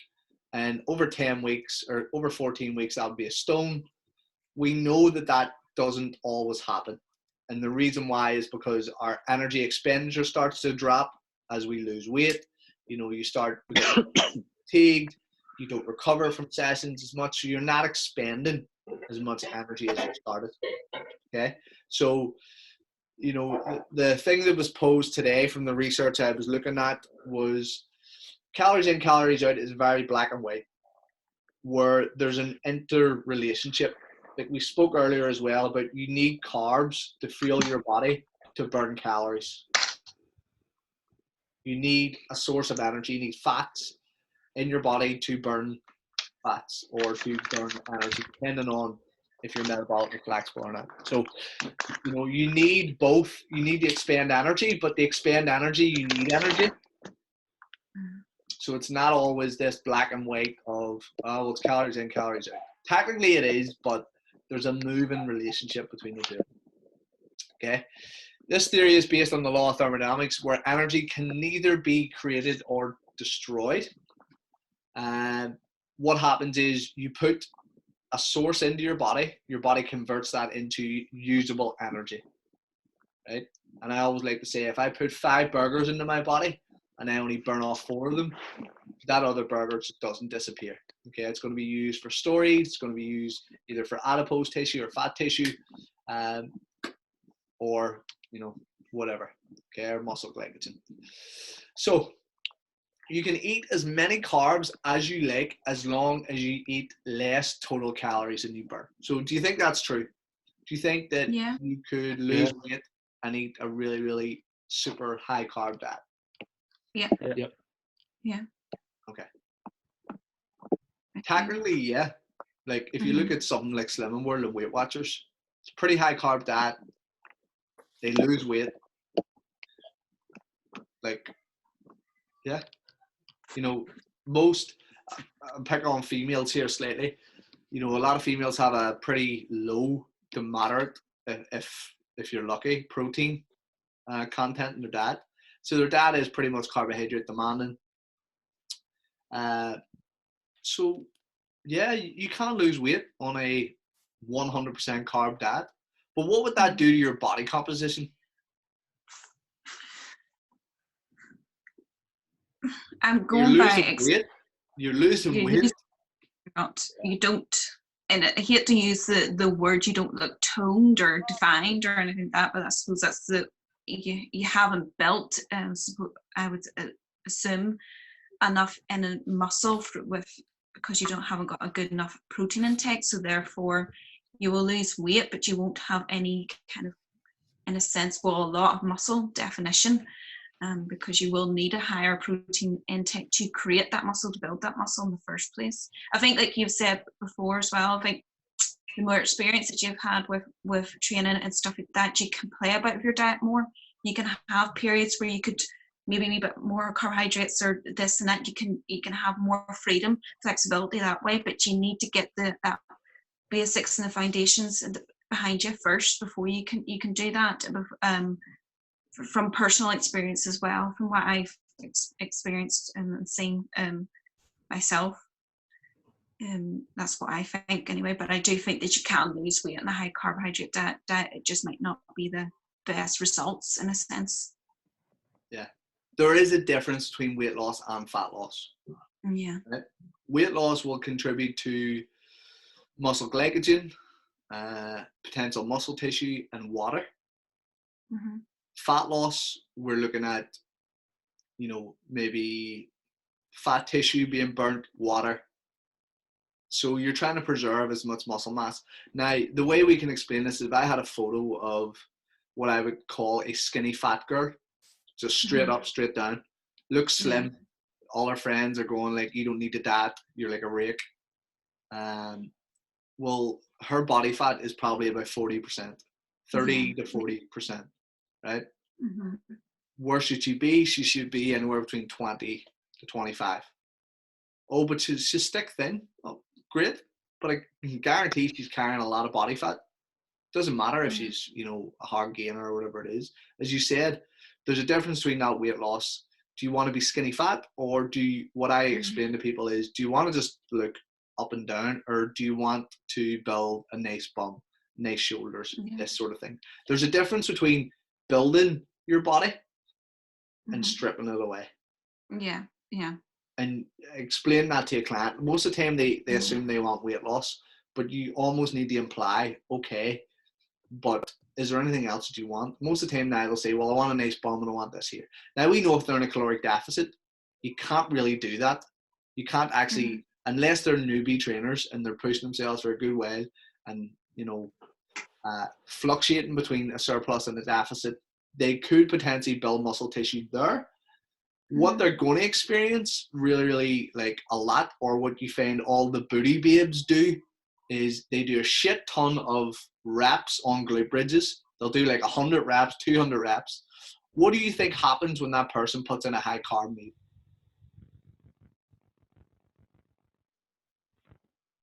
Where do you think the energy that you've put in from your food is going to go? Where you worked? The area that you worked. The same way that all I did was arms and put in a high carb diet, my arms are going to look big, they're going to look full. So then next minute it's like, oh my God, I'm growing my glutes. Fuck me, Mary, you've been on 1,000 calories a day. You've been doing 400 million kickbacks every hour. And you had a big carb meal and next minute, and you're sticking your arse out in that photo. Great. But again, this is the concept that comes across of, oh, this client has, lost fat and built muscle. Like, unless they're in their first couple of years, that's impossible. That's why you should tell anybody who starts training, focus on building as much muscle as possible. Don't worry about getting super lean. You will get leaner as you just keep lifting heavier, getting stronger, pushing yourself. And then you will have that muscle tissue there that you can strip, the fat away from as you go. And then it's like trying to chase, this shiny red ball in this car up the street. Can it be done? In theory, yes, and it can be, but you're better going, I'm all in on building as much say as possible. I'm all in on trying to lose as much weight as possible, rather than going, here's what I'm doing. Like, I've got a higher calorie day and a higher carb day on this day, but then I'm stripping this away, and then I'm doing this access training and a little bit of cardio here. It's very, very difficult to do unless you are obviously taking PEDs. But focus on one goal. Explain to your clients. Like I always say to my clients, like, you're a bodybuilder, and that word scares people. I was like, they're like, no, that scares me. I was like, you're trying to build a body that you want. It doesn't have to have big arms. It could be a toned, flat stomach, but you're trying to build that. You're trying to sculpt that. Like, you want that perfect image of what you want to look like. You tell me, and I'll tell you how to do it. Right? And it doesn't always revolve around a scale. As a lot of people will sort of find out as you go away. But yeah, technically you can lose weight on just a pure carbohydrate diet. Your body fat would probably not thank you. And you would probably aim more towards that skinny fat look. Yeah. Which I told my cousin one time, and she nearly fucking laughed at me, because all she did was just run, just did cardio straight out. But she understands that now, okay? And then the carb hypothesis, carbs and not calories is what makes you fat. Is the summation of the carb hypothesis, proponents, Robert Atkins, as you were saying there earlier, who view carbs as the root cause of the obesity epidemic. Yeah. Okay. So who's right? Do you believe carbs are the reason why people are overweight? No. No, not necessarily, but it's easier to overconsume carbs compared to any of the other macros. It's they taste better, so it's easier to overconsume on them. But I suppose it always just it comes down to basically eating too much. But I would say a lot more of us will find it easier to sit down and eat pizza and cakes rather than 2 turkeys or something like that. Do you know what I mean? So, yeah. So based on that, what sort of advice would you give someone then to stop them over consuming? Over consuming a carbohydrate, or yeah. I would think I would try and just more explain to them about the balance that they need to find. Not necessarily to cut in. I don't believe in cutting any of the food groups out. I think it's just finding, and again, find the balance, but each balance is going to be different for each individual, like you said, depending on their goals and stuff like that. But I would generally, and probably from more personal experience, I would find that people would have a tendency more to go for carbs, sometimes depending on their mood. Do you know, it's if they're a wee bit more inclined to be a wee bit more sad or depressed, they'll go more for carbs. So if that's the case, you have to approach it a lot more sensitive, and I think as well as turn around to somebody, if you're trying to help them and telling them you can't do this, you're not allowed to, you have to stick to this amount, is again from experience probably one of the worst ways to do it. I think it's trying to understand why do they feel the need to go to that food group, when are they eating it as well, what is it after a particular maybe emotional episode or something in their lives. It's finding out a wee bit more info, I think. Yeah, and that's building a relationship with your client. Like, I'm going to be honest with you, there's a time and a place for both those scenarios you spoke about. I used to be, you can't tell people what to eat and what to do and stuff like that there. It's not good. They don't learn. It's only the last couple of years where I would say at times I have said, just follow this, just do what I tell you. But that comes after someone has worked with me for a while. I've given them the benefit of the doubt. We've talked about, let's increase your vegetable intake. It's going to increase your fiber. It's going to make it difficult for you to overeat. Let's increase your water intake, okay, which again is going to keep you hydrated. It's going to support your fat loss goals. Let's make sure we're getting X amount of sleep and so forth. Let's make sure you're not skipping meals so your blood sugar levels don't drop. That means that you want to eat, more processed foods. And if they're like as a person who has a business and who wants to make money, and I don't mean that in an evil way, money's not bad. The more money you have, the more you can help more people, and you support your family. You need to get a result. People are buying a result from you. So sometimes I know coaches, and coaches are just pissed off with people because they know they're not going to follow the diet. Nobody's going to follow the diet. There's only about 10% of people will follow a diet that you give them, right? Unless they've paid enough money for it, they'll follow that to a T, or unless they have the right accountability and the right plan for them, they'll follow it to a T. But for the most part, 90% will not follow it. And sometimes, what I'll do for someone, if they're not getting the result that they expect or want, no blame here. Okay, here's what's going to happen. Are you the type of person that needs an arm around your shoulder and you need me to push you through this and, get you through? Or do you need to kick up the arse? Yeah. Everyone always wants to kick up the arse. Everyone wants this jolt of motivation. Everybody wants this, do it for me. Or see what marketing is. What people buy is a result or an end game, right? They don't like all the shit that comes between it. The same way that if I said to someone, our 12-week transformation course, do you want to get put through 60 of the most horrendous training sessions you will ever do? You'll probably book. You'll probably be sore. You'll probably be tired. You'll not want to turn up the sessions. How does that sound? Do you want to give me 1,500 quid for that?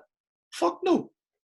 No one wants to buy that. But if I tell you, I'm going to get you 6-pack abs, would you buy that? Fuck yes. Yeah. They'll forget about those 60 sessions at the end. So they're buying an outcome. So sometimes you say to people, like, that's why whenever we sell for our 6-week challenges, it's like, would you like to lose between 7 to 14 pounds in the next 6 weeks? And the reason why I put that on is, A, there's an exact result that people are hoping to achieve. And based on, you know, the amount of times that we run 6-week challenges, that is the average weight loss that we get. So if I had 10 people, the average weight loss, some people might lose more, some people may lose a little bit less, but the average is there. So I can now consistently say that I can guarantee that I'm going to get at least half a stone to a stone off you in the next 6 weeks without doing anything crazy. Fuck right. So people are going to buy that result. And as you were saying there, sometimes you may just need to say to them, listen, here's what I want you to do. I wrote you really strict, something to follow for, you know, this next 2 weeks to make sure that we hit them results and them goals. And when they do, and we know that it's going to work because they've just been overeating, or as you say, that there's a whole host of factors that sometimes you don't understand, stress, you know, family life, financial worries, and again, keep those communication levels open with your clients. But sometimes just making sure they niche down can get them a result. When they get that result, they trust you that little bit more, and then you can start turning the screw and making it more of a lifestyle for these people. But I always say everyone wants that kick up the ass, and that sergeant major boot camp type person or the authoritarian coach works really well in small, short doses. You know what I mean? Like, I can bust somebody's balls for 3-4 weeks. After that, they're going to go, you're a prick. Why am I paying you? You know what I mean? So there's a mixture of those two things, but you're bang on in terms of coaching. You know, Martin McDonald said a great thing. We need to learn to manage people's lives, right? Not their macros. Yeah. So there's a whole host of things that obviously cause, you know, people to want to overeat, lack of sleep, stress, you know, relationship worries, whatever it may be, time of the month. We have to manage those people rather than going, well, you know, you need to be on 300 grams of carbs or so forth. So who's right? The best guess is it sort of lies somewhere in the middle. Eating less calories does help you to lose weight, but eating too many carbs and not enough protein can have you possibly gaining body fat and possibly not even, or possibly even losing muscle tissue. So yeah, you do want to have that balance. And like I said to you, I went on that roundabout world circle of, you know, trying to find out the best diet, the best macronutrient split, the best approach to everything, and it pretty much is everything in moderation. Reducing calories, whether it's exercise or food or so forth. So carbs and performance. Okay, so carb availability is vital for obviously sport and performance when performing high intensity short duration activity. Anaerobic muscular demand for energy is provided for and dependent on muscle glycogen. Okay, so there's very few activities that are just purely anaerobic. You know, you're probably talking a 400 meter run, 200 meter run. The rest of sports, if you look at soccer, you look at GAA, you look at boxing, you know, they're all a mixture of ATP, creatine, phosphate, anaerobic, aerobic, lactate system. So making sure the carbs are there because they are going to help us perform at our best, at our maximum, you know, for that 400 meter run or whatever it is, or 200 meters. So during endurance exercise or aerobic based exercise at a moderate intensity, 60% of your VO2 max, muscle glycogen provides 50% of energy needs. So basically what they're saying is when you are running at an aerobic base, 50% of what's being burnt is carbohydrates, 50% is going to be fat, give or take, right? Now, again, I always like to stress that just because you went on a 1 hour, 2 hour run doesn't mean that you've burned, you know, 2 pounds of body fat. If you overeat, you'll not lose weight. Yeah. What it's saying is you're oxidizing fat for that fuel. And then what happens with fuel is your body will utilize the fuel it has on hand. Okay, so what that means is you wake up in the morning, you have a bowl of cereal. Your body's job is to clear the bloodstream, get rid of that cereal, And then if you don't eat, it'll tap into the stored energy you have. Okay, so you're burning off what you're consuming on a daily basis, and then obviously if you're in a deficit, you will eat into some of those energy stores, fat or muscle glycogen. So duration of exercise also affects the amount of glycogen used for energy. As duration of activity increases, available glucose and glycogen diminish, increasing the reliance on fat as a source of fuel. You're talking about people who are marathon runners, ultra marathon, depends on the athlete to a degree, but stuff that will burn out your carb stores really, really quickly, and then you're utilizing fat as that source of fuel. Okay. Ultimately, the limiting factor for exercise performance is carb availability. So fat burns in a carbohydrate flame. This is to say that maximal fat utilization cannot occur without carbs to continue the Krebs cycle. Okay. So again, if Jen has went over the Krebs cycle, it is a bit of a mindfuck. You do need carbohydrates to fuel the Krebs cycle, but if there isn't enough carbs, then your body will, convert fats and then eventually convert proteins to produce glucose to fuel that Krebs cycle that is going to create ATP. It just takes a longer process to do that. Okay. So based on that and making sure that someone is going to perform, and again, we're still talking about sports performance and sports nutrition here, a rough estimate based on guidelines, these guidelines have actually changed, but I'll go through these, 6 to 10 grams per kilo per day of carbohydrates. Okay. 45 to 65% of your total calories probably coming from carbohydrates, especially if you're in an energy demanding sport and you're training multiple times a day and you're training 5 to 7 times per week. Sometimes if you're doing double sessions, you may be training 10 plus sessions per week. So the amount of carbs in the diet can affect performance. High carb diets increase the use of glycogen as fuel, whereas high fat diet increases the risk of fat as fuel. Okay, so this is always something that your low carb advocates will always push. They'll say that if you start the day with proteins and fats, you will utilize fats to be burned as fuel. Okay, and that has been proven. There's not a huge amount of difference, but it has been proven. Okay, the thing is, if you overconsumed and went over your calories that day, it doesn't matter how much fucking fat you utilized, you're not losing weight. Okay, and if you did, you were probably on a keto diet and you probably lost water weight. Okay, and glycogen. So, however, a high fat diet results in lower glycogen synthesis. Okay, so your body then synthesizing glycogen for fuel. This is of particular concern if the individual is consuming a reduced energy diet for the endurance athlete. So, I get this all the time. I have a mate of mine comes to me, plays football or plays a sport, and is like, I want to get shredded here. I'm going to Ibiza.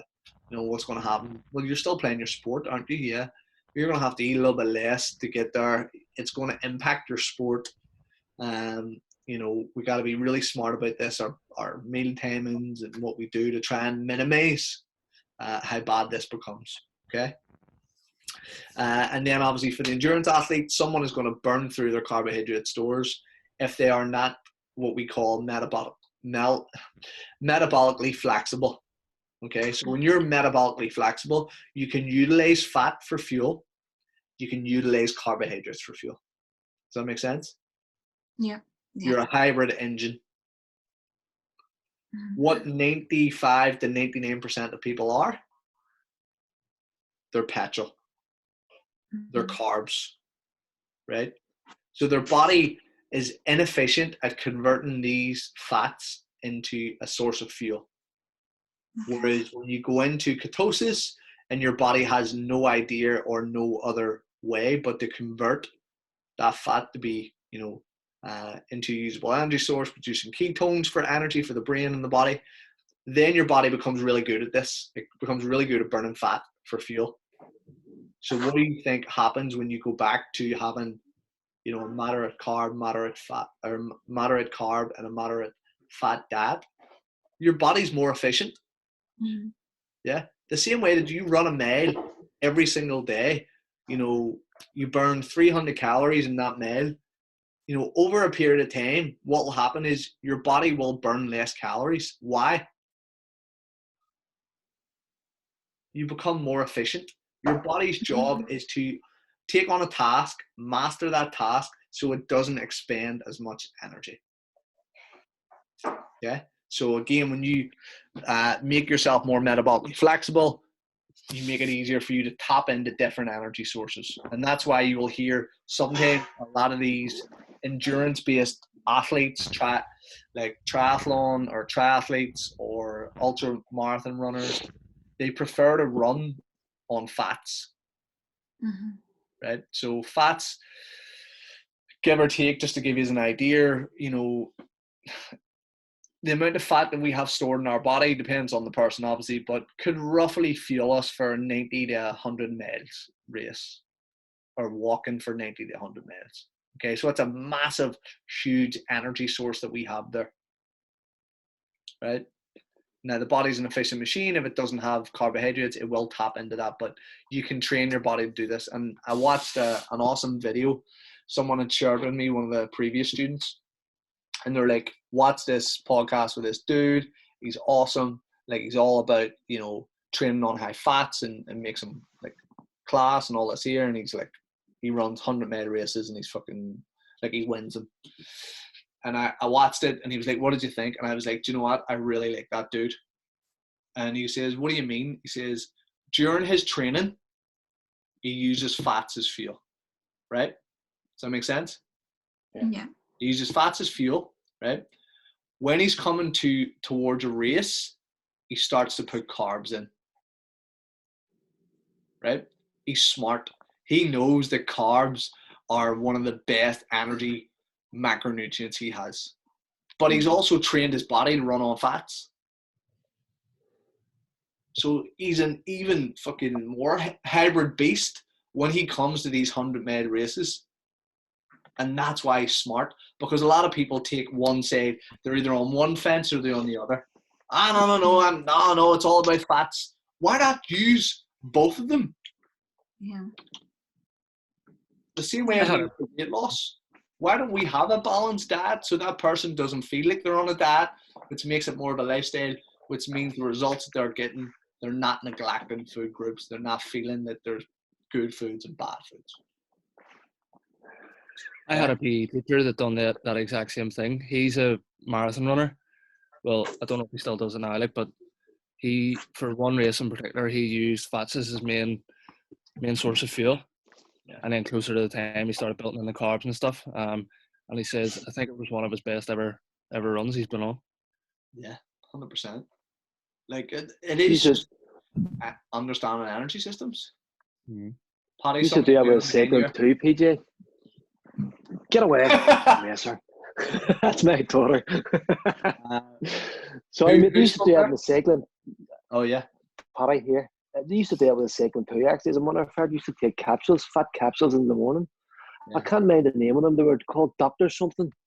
But there were all these different fats in them, and coming up the races about maybe 3 to 4 weeks previous to the race. You started pumping these here, maybe once or twice a day. But then, as you say, when I come up to the race, about 5 days before the race, that's when we would have started carb loading. Yeah. Sort of try and get their bodies up even for 3 and 4 different meals during the day. You bang a load of carbs into you, like. Yeah. And that's even before the race. Maybe it was on a Saturday or a Sunday. You'd have been eating from the Monday previous to that. Like. That's it. And you just make yourself a more efficient machine. And the longer the races, the more you, like I say, we know more about health and fitness and our bodies now than we ever have. Like, we have the biggest trend in fitness in the last decade has been wearable technology. Like, we can wear heart rate monitors. Like, if you're out on the bike, you know, you can have a mini computer that tells you your wattage, that tells you what you're doing. Like, we can measure whether we're in ketosis. We've got fucking piss strips. Like, we literally have everything at our disposal, or at our I can't even say it. At our disposal. I don't know. I must be hungry. That, you know, we can utilize. And yeah, like, and do you know what really annoys me? Boxing coaches and bodybuilders. And the reason why is because there's still a lot of old school information out there, a lot of it. And there's a lot of, this is what I did in my day. The same way, you used to go to pre-season training and all you did was run. Fuck that playing with the ball stuff. No, in my day you ran for 2 hours. You know what I mean? I was told one day there's no hills on a hurling pitch. So, and then the smarter ones now try and, replicate. It's a bit like there's strength and conditioning. They do SPP, they do sports specific stuff that you're doing.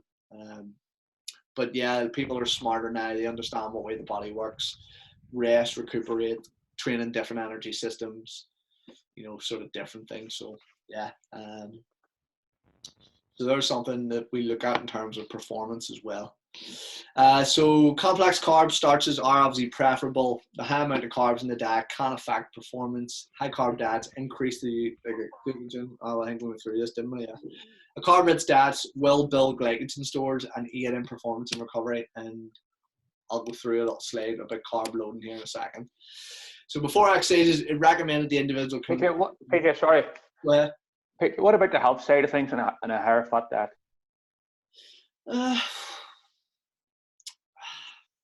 There's not a huge amount of noticeable differences. Whoever has keto will notice that, a higher fat ketogenic based diet actually has better health benefits for people who have epilepsy and, people who are maybe, type 2 diabetics. Mm-hmm. The high fat diet in terms of health is still slandered by the NHS. They're still pretty much, too much fat in your diet clogs your arteries. We know that eating too much food and being overweight is going to be the bigger cause of build of plaque. Yeah. So for me, it'll come down there to personal preference. But if you are insulin resistant, you're overweight, you don't tolerate carbs that well, based on if you had you could do a carb tolerance test, have a big bowl of porridge with fruit and honey in the morning and see how long it takes you before you crash. Like, does your energy levels dip right down every half hour, an hour and a half? But yeah, for a lot of people, we were saying there about Bobby earlier, like most of you will probably feel better on a protein fat diet, and then after training you'll have carbs. So like, is there anything in particular, Mark, the reason why you want to do it for health reasons? Because a little bit more contacts would be easier to. No, I was just thinking, when the people say about higher fats with your arteries and stuff, it's more thinking that way. Yeah, well, that research came out, I think it was 50s or 60s, that saturated fat was the leading cause of heart disease and coronary heart disease. Fast forward 50 years, 60 years, we now have more heart conditions, more heart disease than we've ever had. And they're telling people to have low-fat diets. Now, what we do know is what's causing that. It's the way that, you have two types of cholesterol, HDL and LDL. LDL being the bad cholesterol. But even LDL, there's an even, harder form to that, which is called VLDL. VLDL is the one that causes the buildup of plaque. The same way that there is certain saturated fats, like animal fat is pretty good for you. Yeah. But if you have too much animal fat, your saturated fat will go up, your LDL in terms of your cholesterol will go up, and then your doctor's like, oh, hold on a minute, you need to have a low-fat diet, you need to eat your fucking Flora plant sterile fucking artificial butter. Yeah. Compared to your Kerrygold, 98% butter, 2% salt. So in terms of health, yeah, I personally think the majority of the nation should be having a more moderate to higher fat diet, because we're just lazy fucks and we don't get out as much and we don't exercise as much.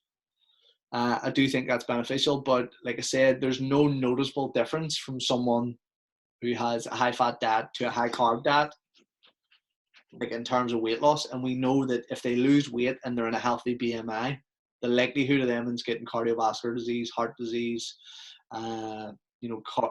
coronary embolisms and all this sort of stuff is a lot less. So that's what our job is to get people in shape. It doesn't matter if they want a high-fat diet or they want a high-carb diet. Like, as Lee said there, if you have someone who's, like, really carb-dominant, if you take them and completely off carbs, they're going to crave them. They're going to want them. They're going to, you know, like, fucking go crazy. They're going to probably binge on them at some point. And one of the best seminars I ever went to was Phil Lerney. Phil Lerney runs the ACA, Advanced Coaching Academy. This is before he even started that, years ago. He had real world fat loss. And what I learned about nutrition at the start was, you know, you got people to eat healthy, and that's what got people results. You know, everyone had to eat clean food. You know, there was this bodybuilding scenario of you eat 6 meals a day, and, you know, you're eating single ingredient foods, and it was boring and it was bland. And that's what you did to get in shape. Where he was like, you know, say a guy, Paul, comes to me and he's 20 stone and he's having 6 to 8 takeaways a week. He's like, see, instead of you going, no, you need to be eating, you know, more fruit and veg and doing all this and doing that, mate, do you know what it is? Can you cut your takeaways down to 4 a day, and can you start walking? Because see, when he loses weight from that, his blood markers improve. Yeah. His health markers improve. And then we know that when that slows down, then we have a shit ton more tools to use with that person. You know, and now there is people going to come to you and say, I want to lose the weight really, really quickly. You can, you know, slightly put them off and say, you know, the quicker you lose this, you may be left with excess skin. Are you going to be okay with that? Or do you want to take it more in a slow process and build your perfect body while losing body fat? You know, having that conversation. But health-wise, no noticeable differences. It's getting someone leaner and a healthier BMI is going to make the biggest difference to their health. Yeah. But again, if you want to make sure that your body is functioning optimally, you're not insulin resistant, you can make yourself better at utilizing fuel, probably a higher fat diet for a lot of people. Yeah. No, that's good. That's good. Okay, so yeah, recommend an individual consume a high carb diet 2 to 4 hours before training, if you're going to exercise for an hour. So again, the old school of get up, scrambled eggs and toast, you know, before a game, pasta before a game, look at sport before a game, stuff like that. This will allow time for gastric emptying. So obviously, if you have higher fiber, whole grain based foods, pastas, rices, potatoes, it's going to make you want to go to the shitter. You want to make sure that the last thing you want to do is eat too close to a game that you're full, or eat too far away from the game that you actually need to go to the toilet. Personally, even if you were playing a game, if the intensity of your training or whatever you're doing is high enough, your body's not thinking about going to the bathroom. Like, I'm sure everyone here has been training and they've went, I need to go to the toilet here. Yeah? Yeah. You're not training hard enough. Or you've genuinely drunk too much water. But most of the time, it's like, if you're pushing yourself, like, that's all your body is thinking. It's fight or flight. When you're in fight, it's not going, oh shit, this lion's chasing me. Hold on to, you know, jump behind this shit. Stop and have a piss. Do you know what I mean? So a lot of the time it's because we're doing strength work, we're taking our time. Like, if any of you have seen that meme of the powerlifters about the gyms, where it's like, you know, all gyms have shut, powerlifters just are still waiting to do their next set, something like that. There is the gym is closed between it. And if you ever watch Bro Science, his video on powerlifters is amazing. Anyway, so you want to make sure that you have proper gastric emptying. This is especially helpful for morning workouts when glycogen stores are lowered by much of 80%. That is bullshit. Okay, so that would be based off the theory that, you know, your body is burning carbohydrates as you sleep, which technically it does. It needs a source of fuel to keep it, you know, moving, but you're not moving a lot. The primary source of fuel that's going to be used there is liver glycogen. So if I lost 80% of my carbs when I slept, A, I wouldn't be full in the morning. B, like, you would just look like shit. every time you woke up in the morning. So that's wrong. Okay, so that would be based off somebody who's going, oh, you need to get your carbs in, for breakfast straight away because your blood sugars have been low and your glycogen stores are low. You're not going to lose weight over 8 hours. You're not going to lose muscle over 8 hours. I remember I watched a bodybuilding.com series on Jay Cutler, and one of the questions he was asked was, what's your favorite meal? He says, I don't have a favorite meal. He says, what do you mean? He says, for the last 20 years I've ate every 2 hours. Like, not even a burger, not even a steak. He's like, nah, it's all the same. But he says that he has to wake himself up in the middle of the night to eat. If he didn't when he was competing, he'd have woke up 4 or 5 pounds later. Does that make sense? Yeah. So for extreme, that's the extreme end. Whereas you look at our general pop, if we interrupt their sleep, it's not going to be great for their health. It's not going to be great for them to manage their blood sugar levels, and then obviously ultimately they could potentially overeat. So there's actually a program on about that, PJ. I don't know whether you have seen it or not. It was about the NAMA Awards number. Have you ever seen it? But I don't know whether you had anything to do with it or not. To be truthful, there was a girl training last year on BBC One, and she was training for that NAMA contest. That's the ladies bodybuilding, is that right? NABA, was it? Yeah. NABA. Is it NABA or NAMA? NABA, one of the two. NABA. And it was a program on about this girl who was actually training for it, and she had to get up twice a night to put greens into her, and so on and so forth. Her partner was her trainer, and it was just fucking madness, even just to watch her. Like, yeah. So silly. You've seen her. I understand there's a contest coming up and stuff like that there, like, but just to see that happening, we're waking up twice a night just to go in and get some food, and then going back to 2 hours sleep, and then up again, and fucking crazy. Yeah, that's I suppose that's contest. That's contest, isn't it? Yeah, you're doing extreme measures for extreme sort of things. Yeah. Like, I remember someone said it well. It was like a bodybuilder on their day looks their best but feels their worst. Big time. Where I lost my periods and everything. So did I. I got that fat testing done where you're underwater. It's the hydro plunge or some. So it is, and I was 2 weeks out from a show. That's the only whenever he could fit me in, and I was registering about 9%. So we guessed that I probably dropped by another 1%. Like a woman at 8, like round about 8-9% fat is. It was during the summer. I was going about with hoodies on my socks, gloves. I was freezing. It was just flipping. I think even stupidly, whenever I look at it as well, trying to lean in towards the closer time, like some days you were going on like 500 calories and that was it. So it's just flipping. It's crazy, just like the things that you do for one day. But that was that was a midlife crisis. I was going through a midlife crisis. I'm convinced that was my first one. There you go. Your first one. You've had it since. Having one every week, and then I've had a few. The photo shoot was my other one. So yes, I've had a few. So God knows what my next one's going to be. Let's see. Do you know what? At some point, if you've done that enough times, you'll realize you're like, "Fuck me, this isn't worth it. I like food." No, it's crazy. It's just like literally what you do. Do you know what I mean? It's just I had no fucking idea what I was doing. I'd never even been to one of the shows before. I had no idea. I hadn't even seen one. I had no fucking idea what was going on. I was literally in the middle of a midlife crisis, in the middle of a divorce, and I thought, do you know what would be a great idea? Why don't I stand on stage in a bikini? The heartbreak diet is the best diet. The heartbreak diet, yes. It is. Honestly, it really is. It gets people flipping thing. I'll show that bastard. And then you look at someone, say a powerlifter.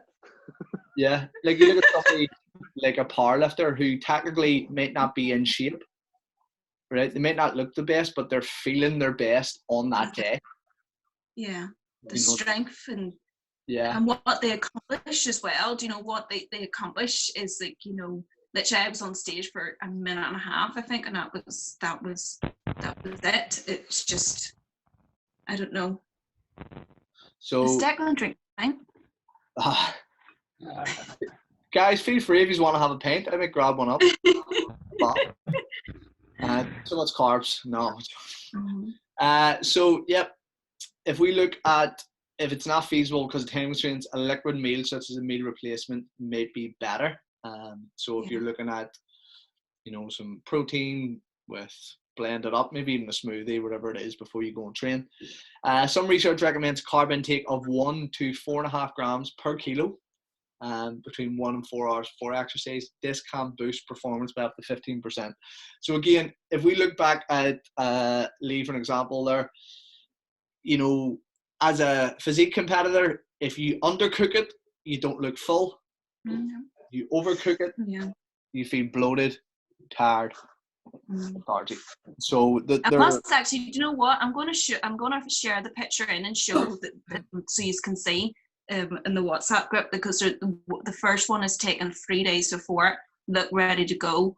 Literally, it's crazy. It's probably a mixture of stress as well, but the difference is absolutely crazy within a few days.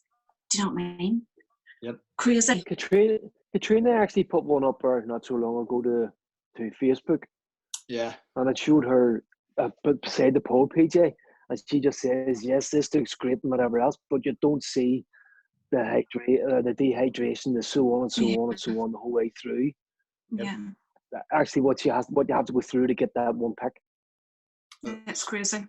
No. And it's like anything, it's an achievement. That's what people see. My only issue is you have to have great genetics. You got to spend a shit ton of money. You got to be on gear if you want to reach anywhere near the pinnacle of the sport. And a lot of time these shows don't have a lot of money. So you're spending a shit ton of money on food, gear, supplements, training to win a tub of protein or potentially a sponsorship. Now I understand, like it's like anything. If you look at it like that, it's like, what the fuck are people doing? But it is an achievement, and like it's people's lives. It's the same way that people love doing triathlons or marathons or whatever it is. It's a bug. But people don't understand the work that goes into it, and into even just anybody getting into shape. You all have your own personal stories, and that's what's going to make you relatable, especially now that you're doing videos. Like, people are going to look to you. Some of us are. People are going to look to you as a source of information, and the reason why they give you the credibility and the authority, you should be giving it to yourself, but you have your own stories. You have your own, path that you followed, whether it be weight loss, whether it be building muscle, whatever it is, and people will have seen that and go, fuck, do you know what? Like, Paddy does endurance-based races. Do you know what? I want to do one. Who's the best person to talk to? Fucking Paddy.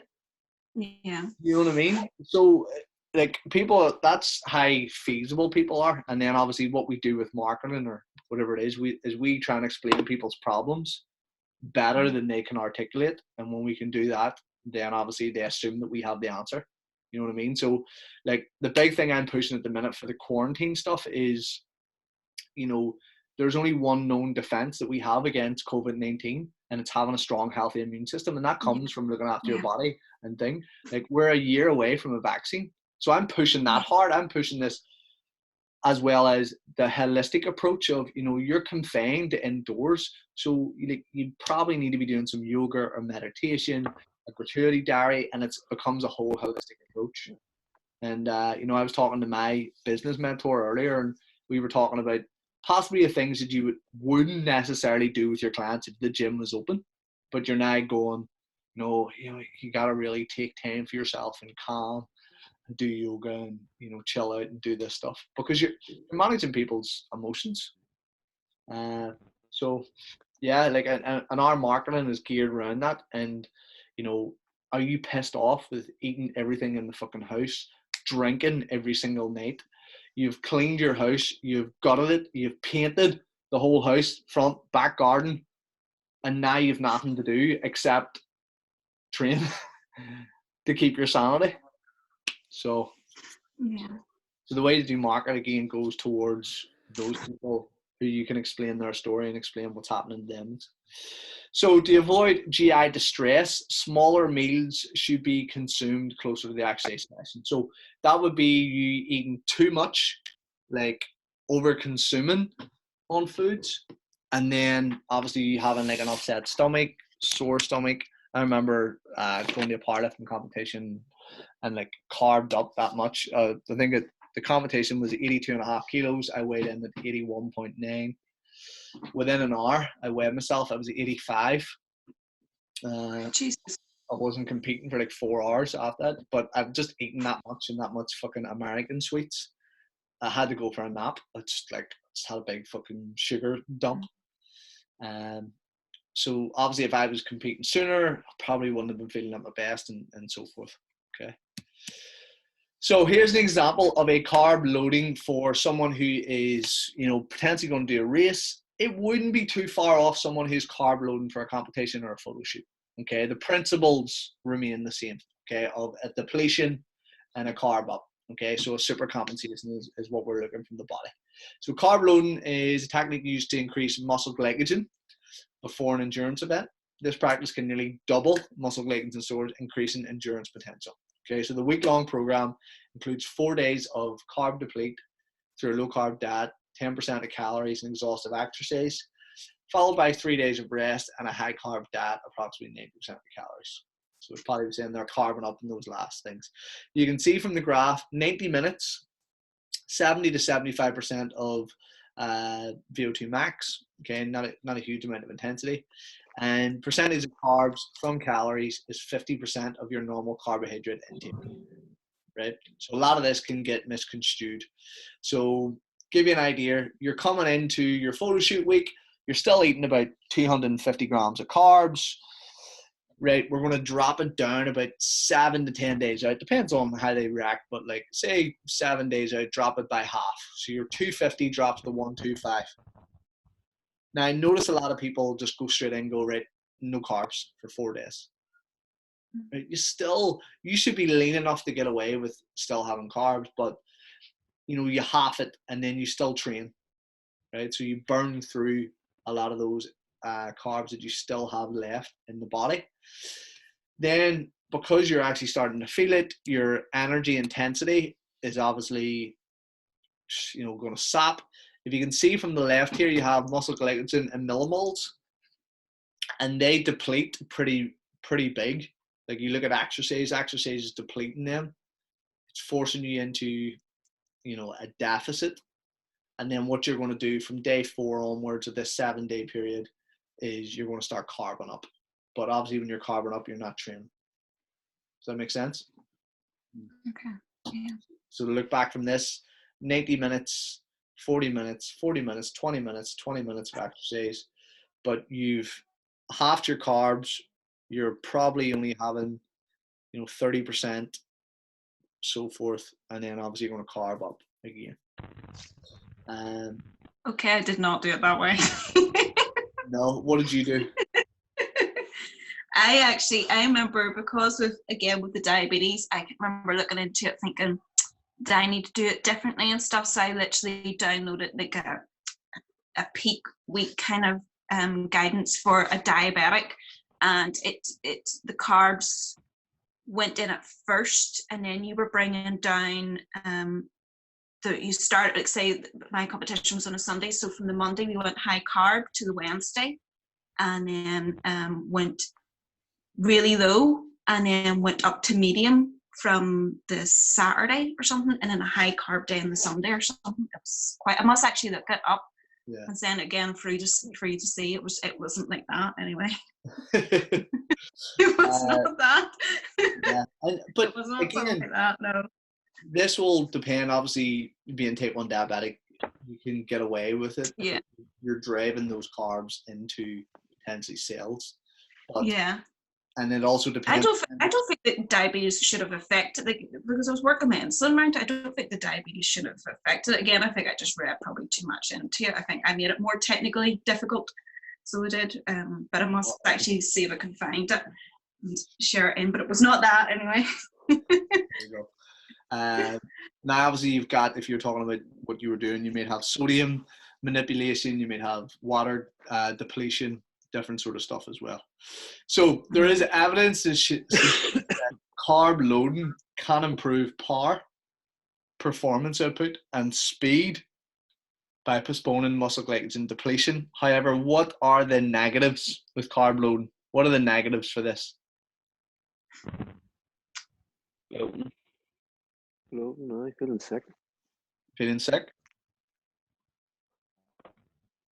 Is that what you said? Overeating, basically. What? Sorry? What were you saying there, sorry, bud? Just basically overeating. As I say, there's times where, like, when you're carb loading, you just don't stop. Yeah. You just really don't stop. Like, you can have 4 or 5 bowls of porridge in one day. Yeah, your stomach upset, maybe loaded. Yep. Yeah, you'll get gastrointestinal distress, where, as you say, you're having to consume big, large meals and then break that down. And, you know, if that's somebody who's maybe carving up for a show, you know, you're probably still not hungry and you're having to eat your next meal and eat more and more carbs and just sort of force feed yourself.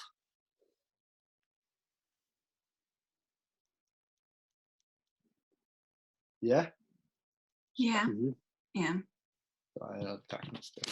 So yeah, pretty much it's going to be gastrointestinal distress. If you look at it in terms of photo shoot, or you look at it in terms of competition, you could overcook it and hold on to water.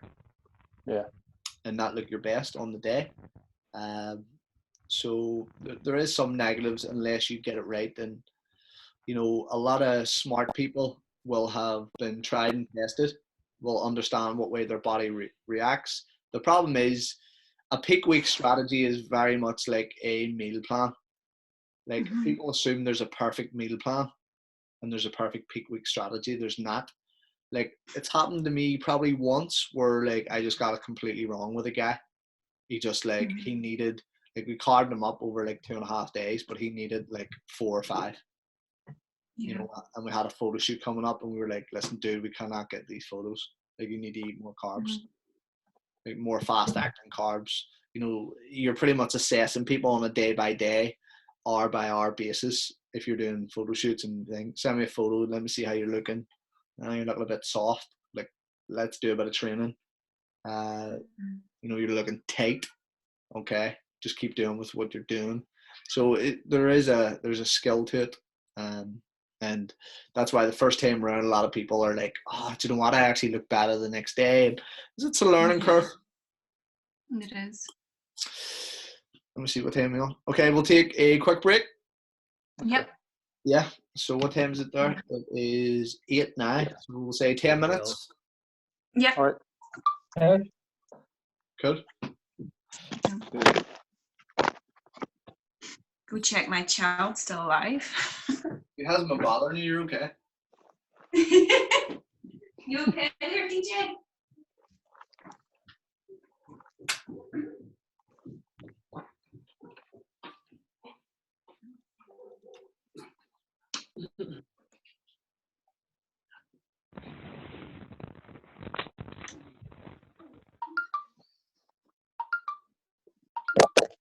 Okay.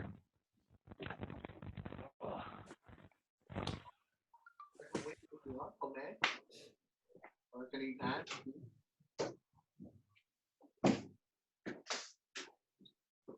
Okay.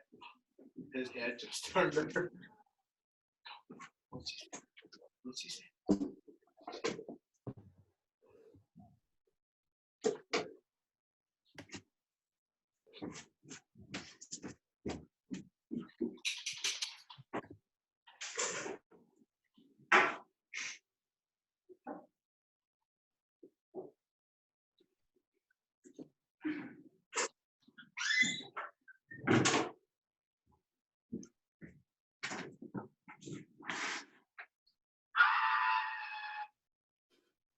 Sorry. What the hell? How did Kill a badger or something, did you? How did David through customers down the phone?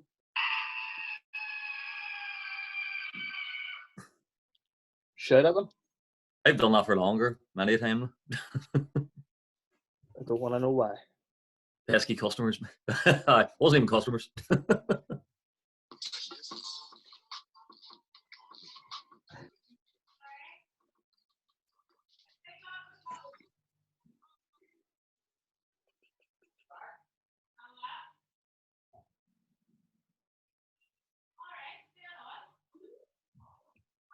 Who hasn't uploaded their day 2 yet?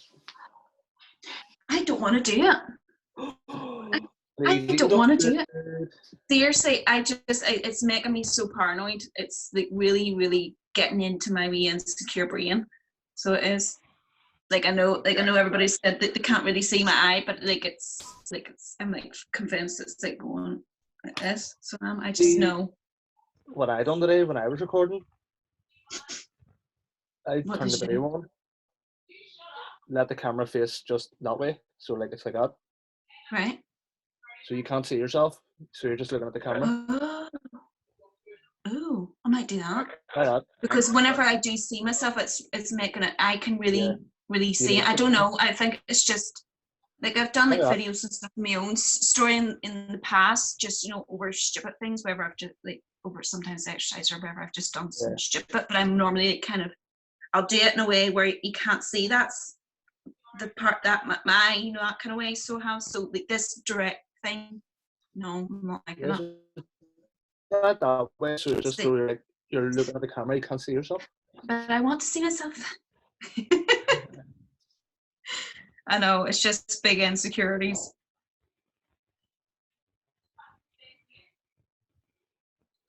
Kieran, what about you? Have you recorded your day 3 yet? Is that the one with the one he put up today with the holding the book in your hand? No, I haven't. No, I'm going to do it. No, I just do it on the demo, I think. I'm probably going to do it the same way you did, like, except we might just on the back. I don't have the interviews in. The what? Sorry. I'll be a day ahead of everybody then. Yeah, you're well prepped. I just want to get it done. Like as soon as he posted that link in this morning for the one with the book, I was drinking a coffee and I said to myself, I'll drink a coffee, go outside and just get it done and upload it. That's it. To be honest, I think it's just something I need to do. On the day, I think right of something to do. Yeah. Do it now, then what am I going to do tomorrow? Yeah. Lads and ladies, Tom is here. Did you hear anything about the exams at all? No. Like the physical exam and the other written exam. Haven't heard anything at all, mate. No. Are you just wondering about it though? Because I kind of am. We could say them. I'm wondering. I missed the session with both sessions with Michael. I've tried to watch some of them through the YouTube. It's been a bit difficult at times, but I take it. Do you know we have to do the 8-week plan for a client? I take it we're just like doing it virtual kind of now in a sense, or just like attending, like because we can't obviously. I'm beginning to wonder that because I'm gonna maybe ask Michael on that because to be honest, that's probably one of the most important things. And I think every one of us that needs a client, like let's be honest, we ain't getting a client here. And I mean, I don't know how long it's. We don't know. Because there's talk that this is going to be June or July. I had one of my friends that said to me that she would have done it with me. I had basically like 1 week with her. I think it was one training session in the gym with her before we all went into lockdown.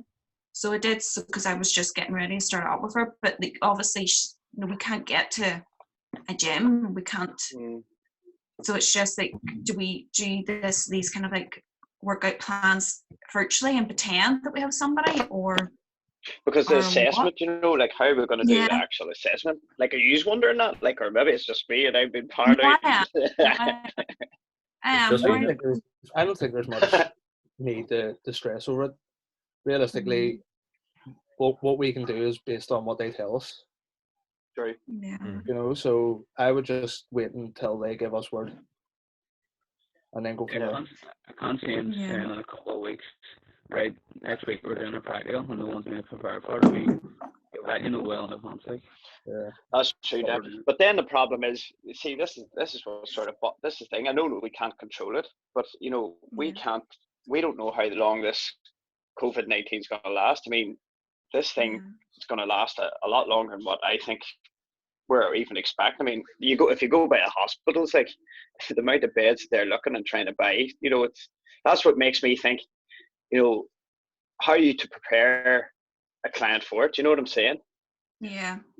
I'm not really. It's not that I'm overthinking it. It's more the fact that that's probably one of the most important. Like I remember Michael was saying, like Nanny saying that was the most. You know, that's the important thing. How to coach someone.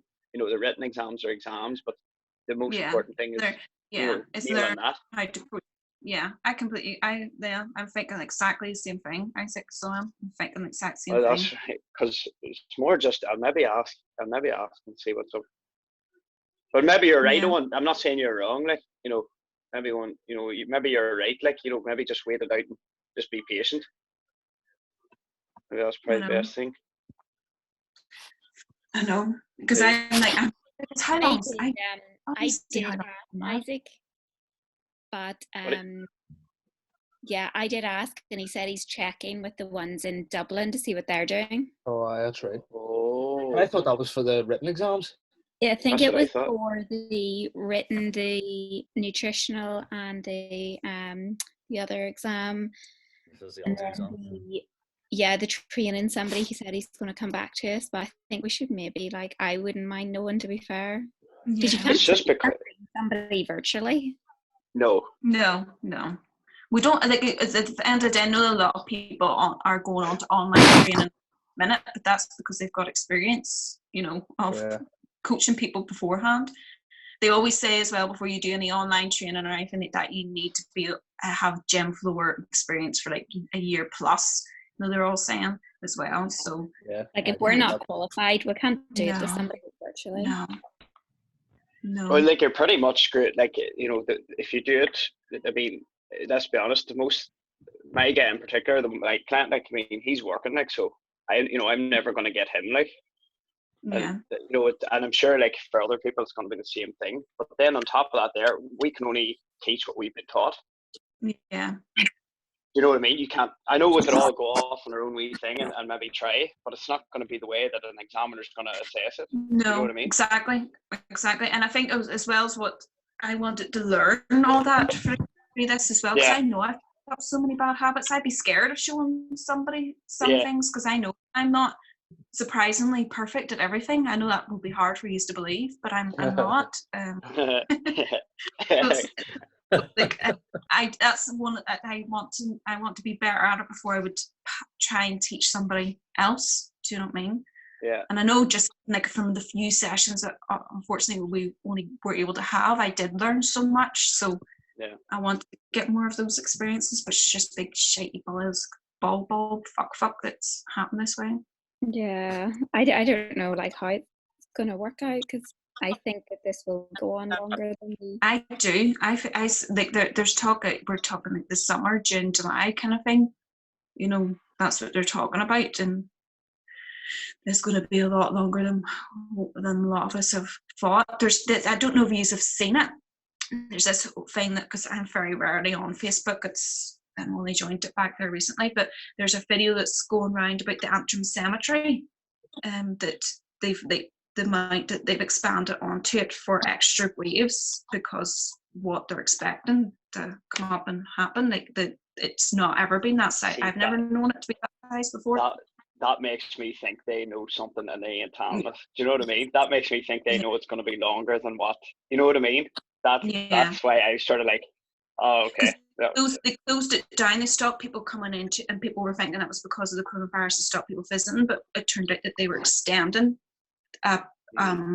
their burial part of it, which was never there. It used to be like part of the car park bit, so they extended that. So the whole thing is that they're going to everyone's saying, well, why have they done that? I don't know. Man, it's crazy. Nobody was prepared for this, like, really. No.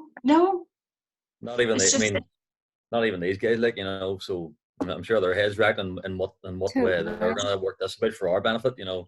Yeah. in terms of like you're saying, Isaac, for the exams and stuff like. Yeah. Sure well, that's what I mean. This is what gets our reps. Do you know what I mean? This is what gets us certified, and that's the important part. Like I know no one can help it. I'm not saying what I mean. Somebody needs to help it. I'm not saying that. I'm just saying it's. I'm just wondering, But maybe as Owen said, like maybe just wait it out, see what they say, and just leave it at that. But then on the other hand, is the curiosity killed the cat? Like so. Yeah. Yeah. Be a curious cat, like. I wouldn't mind knowing just for planning, because I just leave the study notes aside then and not worry too much, or should I keep on top of it because it'll come on us like in 2 weeks or something? Yeah. Because I haven't touched anatomy since the day we found out. I forgot it all.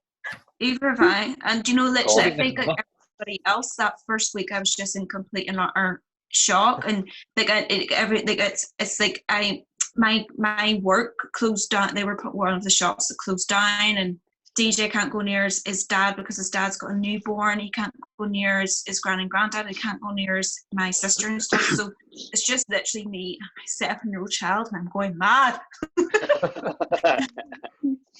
Help!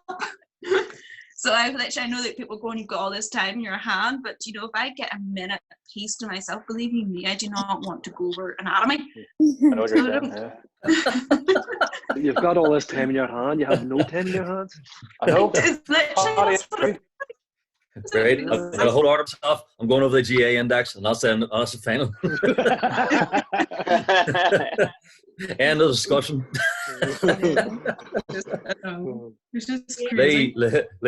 That photo, those 2 photos you put up yourself there were hilarious.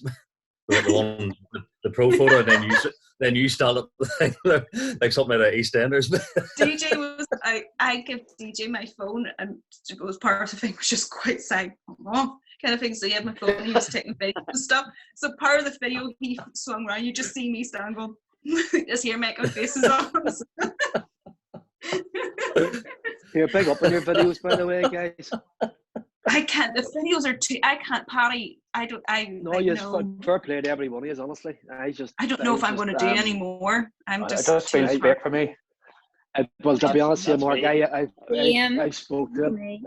I have the imposter syndrome type thing, as they say. I just can't do it at the moment. I'm sorry, guys. It's just that. No, just be silly. You are the man. What are you on about? You are the man. Come on, the fuck, make yourself known, Governor. Paddy, you were one of the ones that done the video with him, in the gym. So you've done your bit. In my view, you've done what you needed to do. You're good. You could actually just take that video and just edit it 30 different ways and just post it up. 30 days. I'll send it to you. You can just superimpose Mark's face on Michael for one of them, and then somebody else's face the next. You can put up one of the Lee's photos there, with her starting with a mug of head out the window. No, but it is be quite good now. I just know. That's weird for Michael, not being able to do those videos either. I know. With a different person. I was looking forward to doing it, but he tries to get everyone on camera. He did. I'm glad he got me. No, it's just that kind of part is not what I'm good at. I don't mind, like I said, whenever I put that videos in talking to you, and I think in the future, whenever I have clients and stuff, if I need to do FaceTimes or videos with them, I would have no problem one-on-one. But it's whenever it's putting it, I think you're right. Out that way, it's just completely different. Unless I can wear a patch or something, I can maybe do it. Basically, I can't see what you're saying. Patch my it's still not noticeable. No, even now you've said it, you can't see it. I'm the same. Honestly, you cannot see anything at all. My God. I think it's I'm getting a lot of nerve pain with it recently, so I think I'm just feeling it a lot more. We don't see it. No, it's not fun. So. Get wee parrot. be my logo. Patrick Caribbean.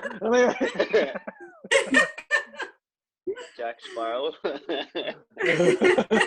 Lee Sparrow. Patch McCandless, personal trainer. Fuck. He's got you a trade name on also, he has. There it is. I want that. I'm going to do a logo for the marble.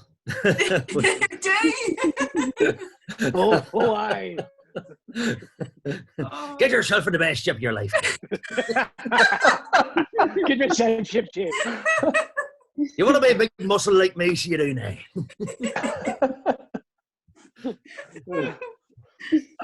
Oh dear. There's not enough drink in the world.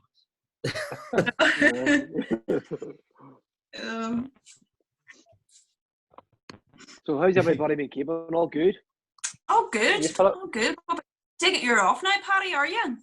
I sure, Jesus, there's no one. I'm locked. Well, not exactly locked in the house, like, but there's no one letting me in anywhere near their houses. I had a job. I have a job on to do in one of my neighbours' houses here, but they're locked down at the minute. So just it's a fucking benefiting out of the. You getting the 80% rule thing, man? Are you?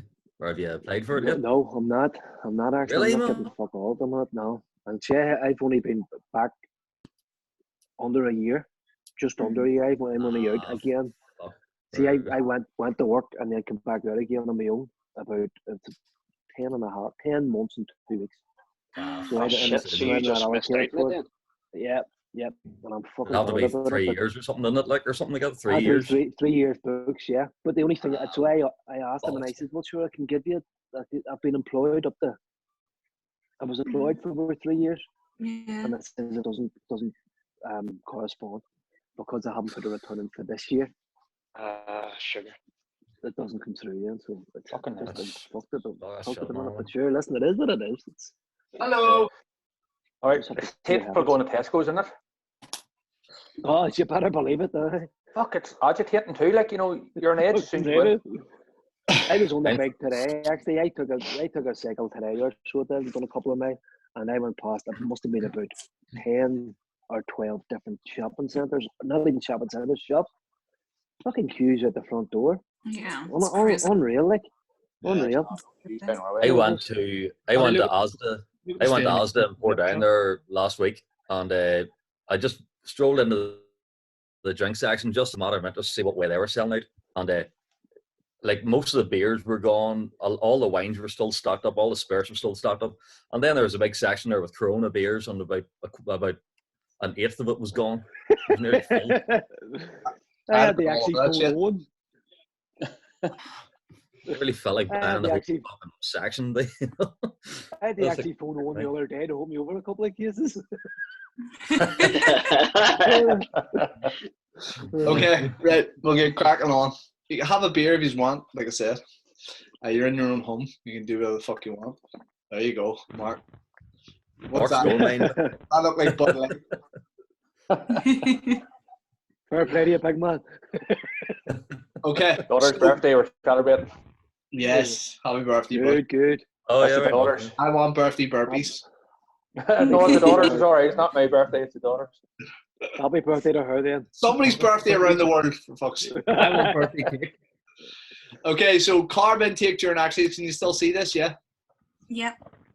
For exercise lasting more than an hour, carb feedings during exercise can help. Obviously, get energy to work on muscles, while glycogen stores are depleting or decreasing. So we've all seen, I think we're all old enough now to see the Lucozade Sport ads that have been out for years. Hydrate you quicker than water. Like, so much so that was the go-to thing that would, you took when you were playing, just to keep your energy levels up, blood sugar levels up, stuff as well. Okay, so this technique also maintains blood glucose levels, increasing the time to exhaustion by 20 to 60 minutes. So obviously there's a beneficial sport there. My issue is, most of the time they'll say have a Lucozade Sport if you're exercising longer than 60 minutes. The recommended intake is usually 75 to 90 minutes. Then have a carb based solution, but people are just going in and doing like a 20-minute session in the gym and just fucking knacking Lucozade Sports like it's going out of fashion, thinking, it's better for you, it hydrates you and so forth. But yeah, so it's recommended endurance athletes consume 30 to 60 grams of carbs every hour to accomplish this. So it's usually very, very rough estimate is usually 1 gram of carb per minute. So if you're looking at 60 grams of carbs over an hour, that will obviously depend on the demand for carbohydrates, the energy systems you're using, whatever sport you have, glycogen source, and so forth. So sports beverages are perfect for this goal, have the added benefit of replacing fluid losses, may include potassium and sodium to help replace electrolytes, whereas carbs provide energy. So like we spoke about before, Lucozade Sport built their brand on, hydrating quicker than water, and it's technically true. It is a manufactured product that has sugar in it. It's carbohydrates. It's going to give you an instantable absorbable energy. They have electrolytes in it, which most tap water won't. You're obviously hydrating as you're getting energy as well. Okay, so and it's salt in it to hold it. Sorry? There's salt in it to hold it as well. There's sodium. There's a slight sodium thing in it to hold it in the body as well. Yep, and that'll feed in with the potassium and the magnesium and stuff as well for the electrolytes, so to keep you hydrated. So a high carb intake helps to replenish glycogen stores. However, the timing of carb ingestion can also be important. Consuming 1.5 grams per kilo of carbs within 30 minutes of consuming exercise is recommended to maximize glycogen replenishment. Delaying carb intake by even 2 hours can decrease muscle glycogen synthesis. So it depends. Like we were saying there before, last week we were talking about athletes and we're talking about general pop. For general pop, it won't really matter too much, okay, because they've probably only training 3-4 times a week. They have plenty of time to recover. Your elite level athlete, you're probably going to want to get them refueled, carb back, so that they don't suffer as much, DOMs, and they shouldn't if they're elite level anyway. But and then obviously make sure that they're back out either playing again or practicing or whatever it is they need to be doing. The post-workout environment may hasten glycogen replacement as a result of increased blood flow to muscles and increased sensitivity to cells of insulin. So your body's primed. Your body's primed to take on carbohydrates. It's primed to take on amino acids and food, primarily carbs, because you've expended energy, and that being our number one energy macronutrient. So all your cells are heightened. They're sensitive. Again, you look at it as a specificity or a SAID principle. If all you've done is train arms that day, your arms are primed to take some carbs on board and some water and stuff. But if you've done played a sport or a game, your body's just really just ready to take in those nutrients. So an additional meal of 1.5 grams per kilo of carbs every 2 hours after is recommended to completely restore muscle glycogen. Okay, so you had a carb-based, protein-based meal, and then you probably had another one, and so forth and so forth. Okay, till you fully recovered. So do low carb diets work in the long term? Okay, so this is an example of a ketogenic diet. An example because I think it's way too much fat, but you've got a diet that has 20% of protein, 75% of fat, 5% of carbs. Okay, so there's been a lot of hype in the press about advantages of low carb and ketogenic diets. Number one, as a PT, discuss some advantages and health implications of this type of diet. So start with the advantages. The advantage of a keto, you would lose weight very quickly. You and it's kind of almost in a sense like an instant result. So you would within a short space of time. So you would, which would most people want. Yeah. Anything else? Like you're saying, obviously your body's learning to burn fat. Yeah, like you were saying before. Yeah, that takes time. I had a client come to me. I think I spoke about her last week, and she discussed about she was doing a keto diet because her friends were doing it, and so they created a challenge. And just like, I've been doing this for 4 days, I'm in ketosis. You're not in ketosis because it takes up to 2 weeks for you to get into ketosis. But yeah, you're utilizing fat more as a fuel to be burned. Yeah. And then obviously the energy demand, but yeah, they still need to be in a deficit, and a lot of the time they're losing muscle glycogen and water for their initial weight loss. But as you say, it can be very easy then to go, oh Jesus, I've lost weight. I've lost like 7 pounds this week. I always tell people, if I ever give someone a keto diet, which is very, very, very, very rare, it's like, see the first 2 weeks, I'm not worried. And they're like, what do you mean? I was like, you'll drop water weight and then we'll start to stabilize and then we'll know where you're at. So again, I don't sugarcoat it. And then I always tell people, coming out of the keto diet, you need to do it right or you're going to put on water weight. You're going to freak out and you're going to go, what the fuck's going on here? You know what I mean? So just keep that as an idea. For me, it's an intermediate to advanced diet that can be positioned at a right, right part of the timeline for a client to get them results. The problem is people see this diet and go, oh, my friend's doing keto, I want to do it, blah, blah, blah. And it's one of the more popular ones because there is rules and guidelines to it, which are very, very easy to follow. Okay, do not eat any food that is here. You can have all these foods as much as you want, give or take. So then you're like, okay, well, I just need to avoid them and just eat all these foods. And then obviously, if they drop that water weight, they get that cognitive bias of this works. I need to be doing this consistently without going, is this something I can, stick to long term? Yeah. Some of our research today, somebody actually wrote on one of the papers, was like, would it be worth losing 1 kilo if you couldn't stick to the diet you were following? Yeah. Unless you're smart. Yeah. Like if you couldn't stick to the diet you were following long term, would it be worth just getting that kilo off? No. Most people are just like, unless they just want that weight. You know what I mean? But most times people don't want to suffer either. People want the easy thing, and like I said, in our industry, you cannot buy weight loss. You can buy the best trainers, you can buy the best foods, you can buy the best nutritionists, but you just cannot buy someone doing the work for you. Okay, so yeah, there's some good advantages to it. It's good for people who suffer from epilepsy, maybe people who are celiac, maybe even people who have food allergens or sensitivities could potentially do well. What's the health implications of a diet like this? Lacking a lot of nutrients. Yeah, like you're probably not getting a huge amount of fiber, even though you are eating a lot of veg, but like, your carbohydrates are whole grains and they're going to provide a lot of bulk to your diet as well. So fiber is a big thing there. Would that affect like sugar levels as well, like, in terms of like the GI index, would it be?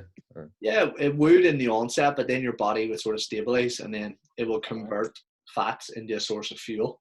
So it will stabilize and you won't get as wild as spikes. No, okay. Yeah, it can do in the short term. Like, when would you use a diet like this for clients? It's deep in a diet, like it's coming near the end photo shoot time, and even then, you would never, if a client just came in, you wouldn't put them straight onto it. Like, it wouldn't be a straight off plan that you would give to somebody. The only time I'd have someone on a keto diet is they came to me on a keto diet. Right. Okay. And what I mean by that is I go straight in and give them carbs. Okay. They're going to put on water weight and it's going to scare the fuck out of them.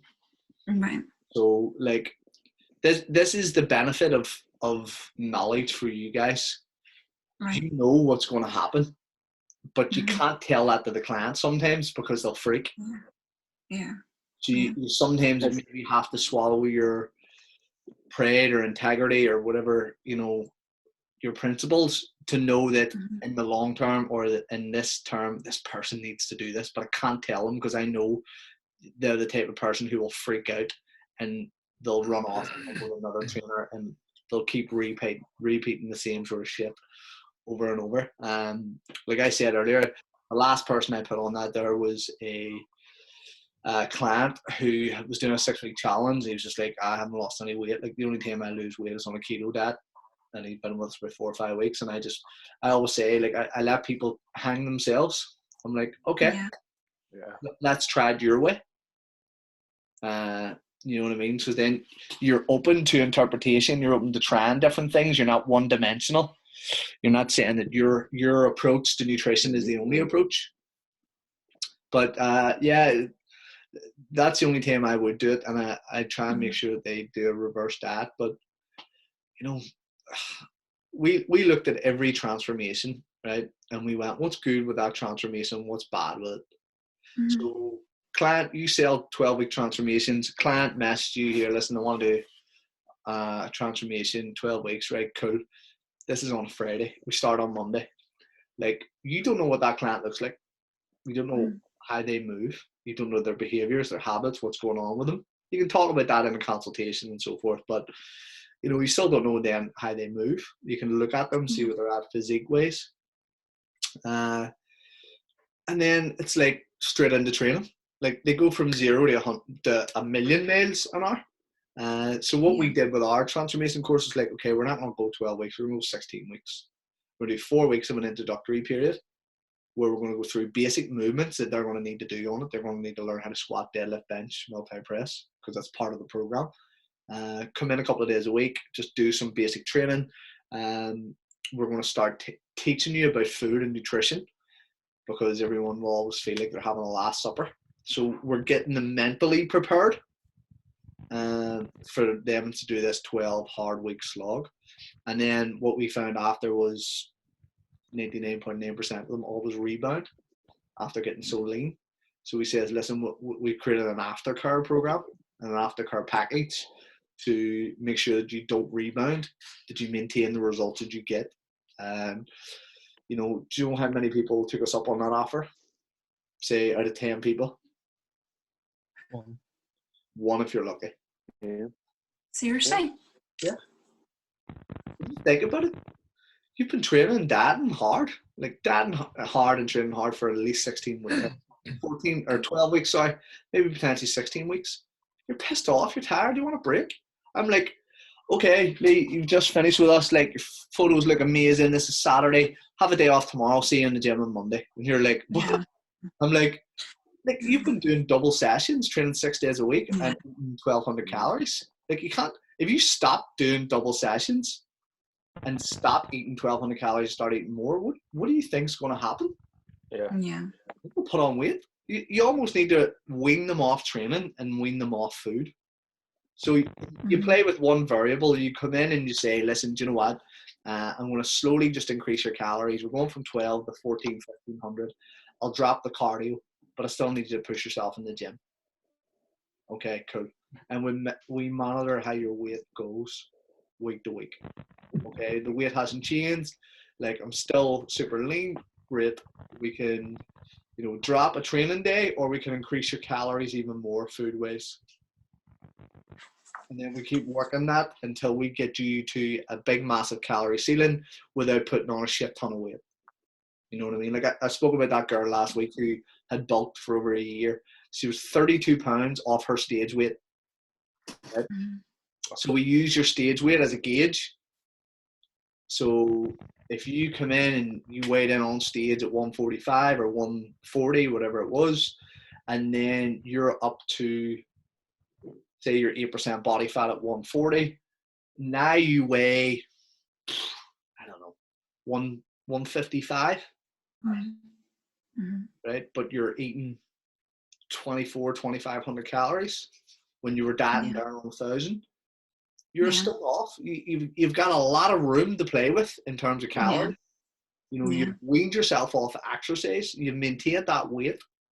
So it's just a very, very simple decrease in calories, increase in expenditure, and you're not going to have a horrible, like, fucking next competition or photo shoot.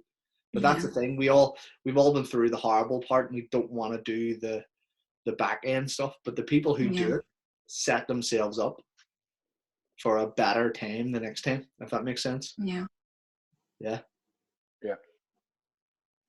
So it's like putting in I'll definitely not be doing my own peak week anyway. What? I'll definitely not be doing my own peak week anyway. It's better to have somebody to bounce off who can give you the feedback, either calm you down. Like a lot of elite level trainers who do this with a lot of clients, if they do it on themselves, they'll always say the last 2 or 3 weeks they take it out of their hands and ask someone else to look after it. You know, because your head will start to go, you'll start to question things and second guess. So yeah, you just have to think about the approach. How's it going to work for the client? The keto diet has its benefits, but like the slides I show you for fat loss, there was no noticeable difference between a very low calorie diet to a low calorie diet to a ketogenic diet compared to a high carb diet. Like there's not huge amounts of noticeable difference. And what that will tell you is it doesn't matter what approach you follow. Understand the principles behind weight loss, caloric deficit. How do we induce a caloric deficit? Exercise, you know, getting someone to eat less. Sometimes it may be getting them to eat a little bit more. But once you understand those principles, then the diets are just tools. They're like, you know what? We're going to go from a carb cycle. From these last 8 weeks, we've been carb cycling. 4 weeks left, we're going ketogenic. You know what I mean? You've been doing 3 days on, 4 days off, whatever it is. We're going to start weaning ourselves onto a ketogenic based diet. We've done all the hard work. We just want to strip away whatever you have. So that would be the time and place that I do it. But most general pop want to do it because it sounds cool. It's very, very easy to follow. And this is what you need to understand when you're taking clients through a nutrition protocol. What sounds easier? Slimming World, where you can eat as much carbs as you want, or a ketogenic diet? People are always going to pick the easiest option, the one that seems the most appealing, that seems like the least amount of work. So if someone's been doing this to bring them the whole way down to here, unless they paid a huge amount of money, it's going to be difficult for them to follow. And don't underestimate money. Like we always say to you guys, charge your worth and charge more, because what will happen is people will listen to you more. If you do, you have a better client, you deliver a better service, and you get better results. You know, I always say, like, I actually find it more difficult selling our cheaper bootcamp sessions than I do selling, you know, a PT course or selling somebody on the personal training for £400 a month. So, like, I'm just trying to sell something for 79 quid. And I'm getting all these questions. What do I get for that there? Oh, like, fuck's sake. Jeez, you're doing my head in. Do you know what I mean? So you'll find, obviously, the cheaper you go, the more potentially fucking trouble you get into with clients as well. Okay, how would you check the validity of the information that you're providing to the clients about this topic? So they come to you. Change makers was always or game changers was always a big thing, you know, where people are now coming going, should I do vegan? You know, like, does it give me better hard-ons? Does it help me live longer? Like, is a vegan diet for me? Like, is this what I have to do now? And Precision Nutrition really did it well. All the big fitness guys and nutritionists were like, that's fucking bullshit, riddled with holes in their information. Everyone knew it was bullshit. Sorry, I was me coughing there. Sorry, PJ. Corona. That's why I'm stuck here. I got it. So Precision Nutrition, who are phenomenal. That's one of the slides or the infographics I showed you last week about creating the perfect meal plan. They came out and they were like, instead of you slating game changers and going, that vegan diet's full of shit and blah, blah, blah. Think of it this way. Your client has came to you asking you about a meal protocol or a meal plan or something like that. Does that not imply that they're taking an interest in their own health and fitness? Yeah. So isn't it our job to encourage that? Yeah. So see, when they said that, it was just like, that's why they're the fucking dog's balls. Like most people need to create polarity, right? If you look at somebody like James Smith, I think everyone's familiar, he'll be a cocky kid, right? He'll be a prick. Yeah. So he turns people off or he turns people on, right? And most people in marketing, that's what you do. You appeal to one audience. You don't appeal to everybody. You can't be everybody's best mate. But when you get to the pinnacle, like, what you say just works for everybody. And Precision Nutrition, in terms of nutrition, and John Berardi, he's at that peak. They put out that much good information that even the people who are high carb, low carb, fucking vegan, blah blah blah, they agree with what he says. So when he said that, like everyone in the industry was just like, fucking right. Do you know what? See, instead of slating other people, maybe going, do you know what? Yeah, I'm gonna say, if my client wants to try that, yeah, here's the best way that we go about it. Or I'll give them the information that they need. Because that's pretty much why people don't get results, because they don't think about food. Yeah. It's not part of their daily routine to think. It's not part of their top of mind awareness. They're not thinking first thing in the morning, what am I going to eat today? They're reacting. They're going down. Fuck, there's no cereal left. Yeah, I've got some eggs. I'll throw something together here. You know what I mean? So they're not thinking about their food. Where people who are dieting are consciously aware of what they're eating, how much they're eating, because they know they have to weigh themselves, or there's someone to be accountable to. But most of the time, general pop, they're just going through life and just eating whatever the fuck they want. So getting that top of mind awareness, whether we get them to track food, whether they come to us, they've seen a documentary that was fucking, what's this all about? And you maybe have a conversation with them. Okay, well, why do you want to try this? I just don't know. Most of the time it'll be like, I just don't feel like I'm getting the results. Why do you think that is? And then just put the emphasis back onto them. But when they said that, I was just like, do you know what? It's fucking amazing.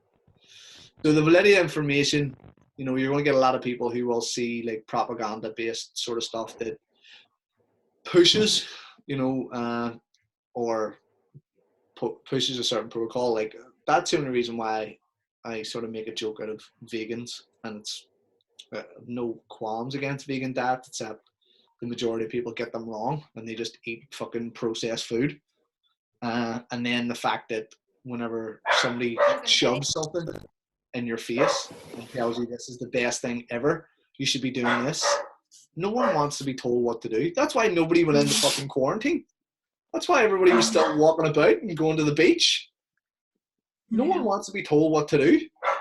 So don't tell me that the fucking vegan diet is what I should be doing. Fuck you. I'll find that out on my own when I'm dead, or when I have a heart attack and I need to go plant-based. Have you had experience with building kind of somebody on a plant-based, like muscle-wise, so kind of getting a good body fat percentage? Yeah, it's really difficult. And I say that in terms of females, because when you are completely vegan, trying to get an adequate protein intake is difficult, really difficult. We actually had two transformations that were vegan. One was transitioning halfway through from vegetarian to vegan. And then another one was vegan their whole life. So yeah, you're going to come up against it. But I only sort of joke about that there because a lot of people it's almost hipster to be vegan. Mm-hmm. Yeah. You know what I mean? I done it for 2 or 3 months. Yeah. How did you find it? I did actually try it for about a couple of months. It's quite good actually on energy base. Yeah, after watching the game changes, actually, I just wanted to try it. Like, just say, right, at least I'll try it for myself. But truth be told, I actually did feel a lot better because there was days I was coming home from work and I just went straight up in bed and slept right through to 6 a.m. because I had no energy left. Like. So I just thought, right, I'm going to try this out just to see what way I reacted. And my energy levels were boosted a hell of a lot more than they've ever been my whole life. And in the gym, I was hitting PBs a lot easier. Like, now that's not to say it'll work for everybody, obviously, like, but from my perspective, it certainly benefited me a wee bit better. Like, I was vegan for about 3 or 4 years, and then I would say I'm probably 90% plant-based now, and then just a lot of meat and things to come in. But I do find it really difficult to lean out. But I do feel a lot better on the diet. Like, I have loads of energy and things. Yeah. What was your typical diet look like day to day? Probably like oats in the morning. Then I would have kind of probably either lentils or chickpeas with sweet potato, veg at lunch, and then pretty much similar for dinner. Yeah. Now, that's what I would call a good plant-based diet. Yeah. I have people who are eating Like I don't know if I told you last week. Orla's friend, she was getting married. She's like, I'm going on vegan to try and lose weight. He's like, why? It's just like, I don't know, I just want to try it. What are you eating? Salt and chili chips or the Chinese? Vegan.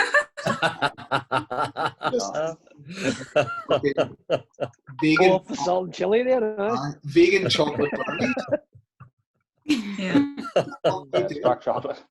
Like we're talking some tempeh and tofu and like what the fuck? Like see the guy who transitioned from veggie to vegan, right?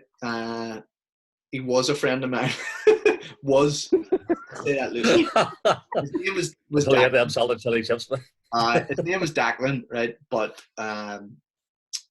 we just called him Declan because he was just like, and it was just, you know, mate, I don't think this transformation's worth it. And I was like, what do you mean? He's like, I'm not seeing the results. Have you been following that meal plan I've been giving you? No. Yeah, right.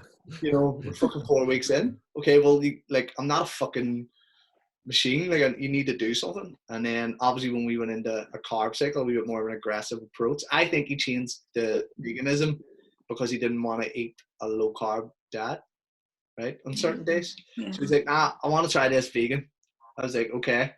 Understand that, you know, these curries that you're having, you're probably going to have 4 or 5 scoops of pea protein in there, or hemp, just to make sure you bring your protein content up. Can you do that for me? Yeah, no worries. A couple of weeks later, how you getting on that meal plan? Fucking stop putting that pea protein in. It makes it stink in the curry. Like, well, what are you doing? I'm just fucking eating what I want. Then what he would do would be he'd eat a grenade protein bar. And there was another girl who trained with us who was vegan, and she was like, there's I don't know, some form of fucking animal gelatin and then products. There's a horse's heart in that. It's only a protein bar. And then he was like, I was like, why did you become vegan? He's like, well, I'm not really vegan. I'm just trying it. Like, you know, the other week I was in my mate's house and he was making bacon buddy, so I had a bacon buddy. I'm sitting there going, you have a cheek to say my program's not fucking worth it. How would you do? To do. So yeah, but there's people out there, and I spoke to a guy about this in one of our podcasts. What's his name? He'll come to me. He was an ex-footballer, now runs Ironman, has MS. Connor. He has a couple of books, and pretty much I interviewed him, and we spoke about nutrition because on his website he claimed that being plant-based cured his MS. Right? You can't cure MS. It was a big statement. I wanted to sort of put that to him and stuff as well. But we were talking about plant-based diets, and I was just saying about people having horrible diets who are vegans, and he was like, it's like anything. You could be vegetarian, you could be a carnivore, you could be thing, and you can have a shit diet. You know what I mean? Or you can eat the right foods. You can eat clean eating food, or you can eat mostly plant-based stuff as well. But yeah, Cheryl, it can down to a host of things. Obviously, you know, leaning out, it's a difficult one. So either holding water in the lower body, or, you know, hips, coming down to genetics, coming down to how you tolerate carbs, and then obviously being on a 40, 50, 60% demanding diet that's carbohydrates, probably more, 60, yeah. So, probably more than that, yeah. So yeah, it's difficult. I'm joking about it here and I wind people up about it, but it's more due to the fact that it's more the hipsters that are pushing it that annoys me. Yeah. It's like I went to a place in Lisburn Road, and a guy who used to train in our place worked. It was like one of them hipster coffee places. And someone was like, what was it like? And I was like, it's a bit like every other fucking hipster place. Great coffee, shit service, and overpriced food. And staff with tattoos, looking cool as man buns. That's just the way fucking life is, like. Okay, so on the proteins, I'll probably leave it there. I'll run through these quickly in terms of where there's going to be questions on the exam. If you have any questions there, just hit me up with them while we're here. So, Paddy, what you missed is there's going to be a question about how many calories per gram of carbs. So 1 gram of carbs is obviously equivalent to 4 calories. There's going to be a question on that. They're your easy ones you should be getting.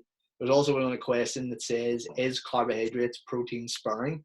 So having a higher carb diet spares protein for being used as a source of fuel, and its primary focus in terms of rebuilding, remodeling, and transporters. It can do its job. And then there's going to be a question of, does fat burn in carbohydrate flame?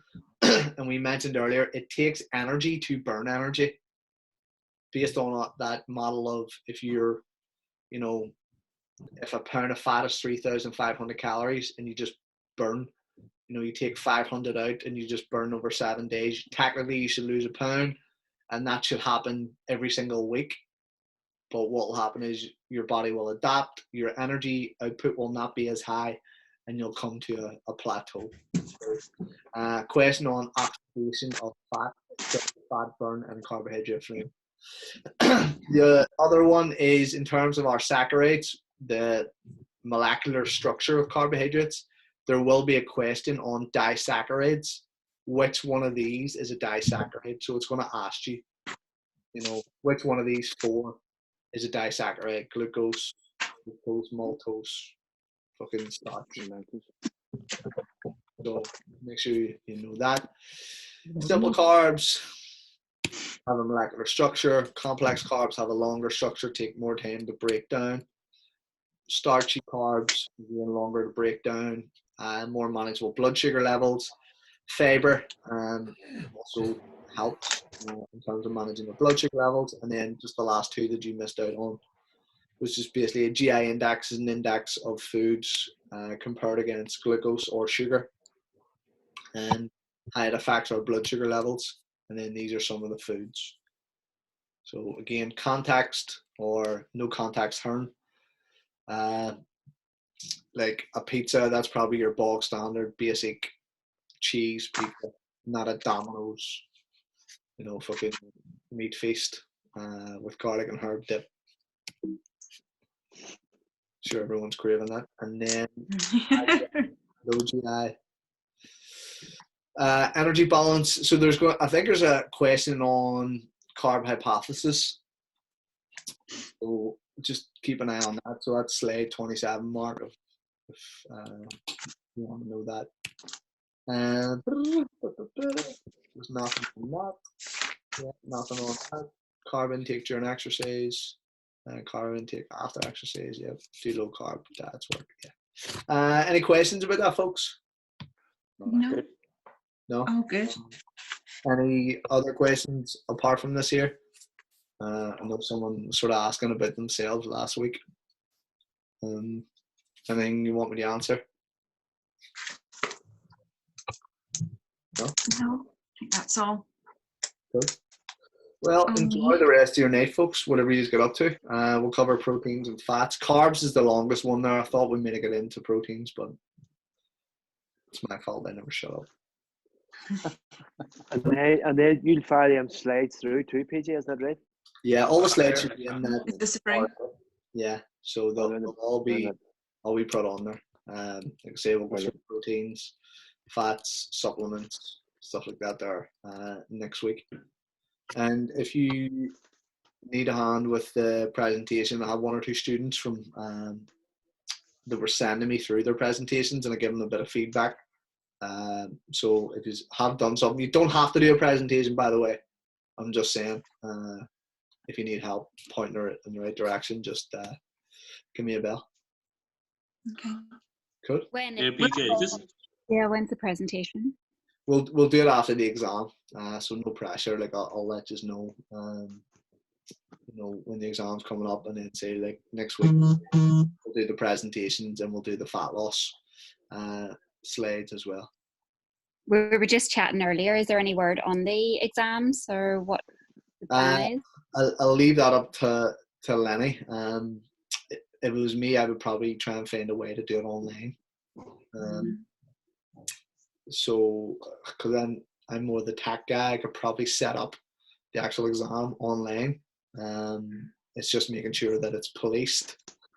Yeah. Just don't all get all the answers for it to be by Google. And then it's obviously coming down to, does the awarding body allow us to do that? Yeah. Because I don't want to do it and then go, oh shit, here. Or maybe we just do it and then just say, right, these are passed. I need you to write that on a piece of paper. But I would say message John, Cheryl, or Lenny. Yeah. A million different names. He'll be able to do it. I take a back seat now because there was too many chiefs. I'm too busy trying to get people to stop cancelling memberships. Yeah.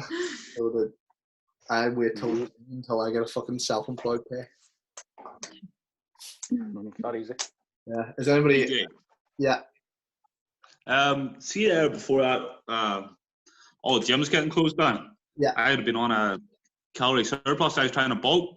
Yep. Would you recommend me still trying to bulk even though I can't do heavy weights, or would you just say take a back seat on that until I can go back to the gym? What have you got? What do you mean? What have I got? Weight wise? What have you got? I've got 20 kg dumbbell, and that's it. I can do pull-ups and dips outside. Yeah, I would smash them out, mate, and still keep your calories high. Yeah. Just keep going. Yeah, if you're looking at obviously putting on weight, you want to be doing the minimum amount of training that you need. And I don't know if Lenny covered it in the programming module, but I cover some in the hypertrophy workshop. And it's pretty much, you have the minimum effective dose or the minimal amount of volume that you need. You want to be doing that. So to give an example, say it's, training your back. You might strip all your training down to 10 to 14 sets on your back per week, right? And what that might look like is, say you train your back 3 times that week, you might look at doing, 4 sets on back, 2 lat pull downs, 2 rows. And imagine I'm not saying do this 3 times a week, but if you did that, then you would have trained your back 2 different angles, vertical, horizontal, for 14 sets, plus increased your calories. The biggest mistake I see people do when bulking, like I was saying there to Lee earlier, is they go in and do a really high volume program. Like, there's a time for your drop sets, there's a time for your failure sets, there's time for your giant sets, and it is not when you're bulking, it's when you're cutting to burn calories. So for me, I see. It was just the fact that we were using like body weight and fucking shit like that with no heavy weight. It was like, should have just hold off. But no, as you say, just like keep going. Mate, I would just do slow eccentrics.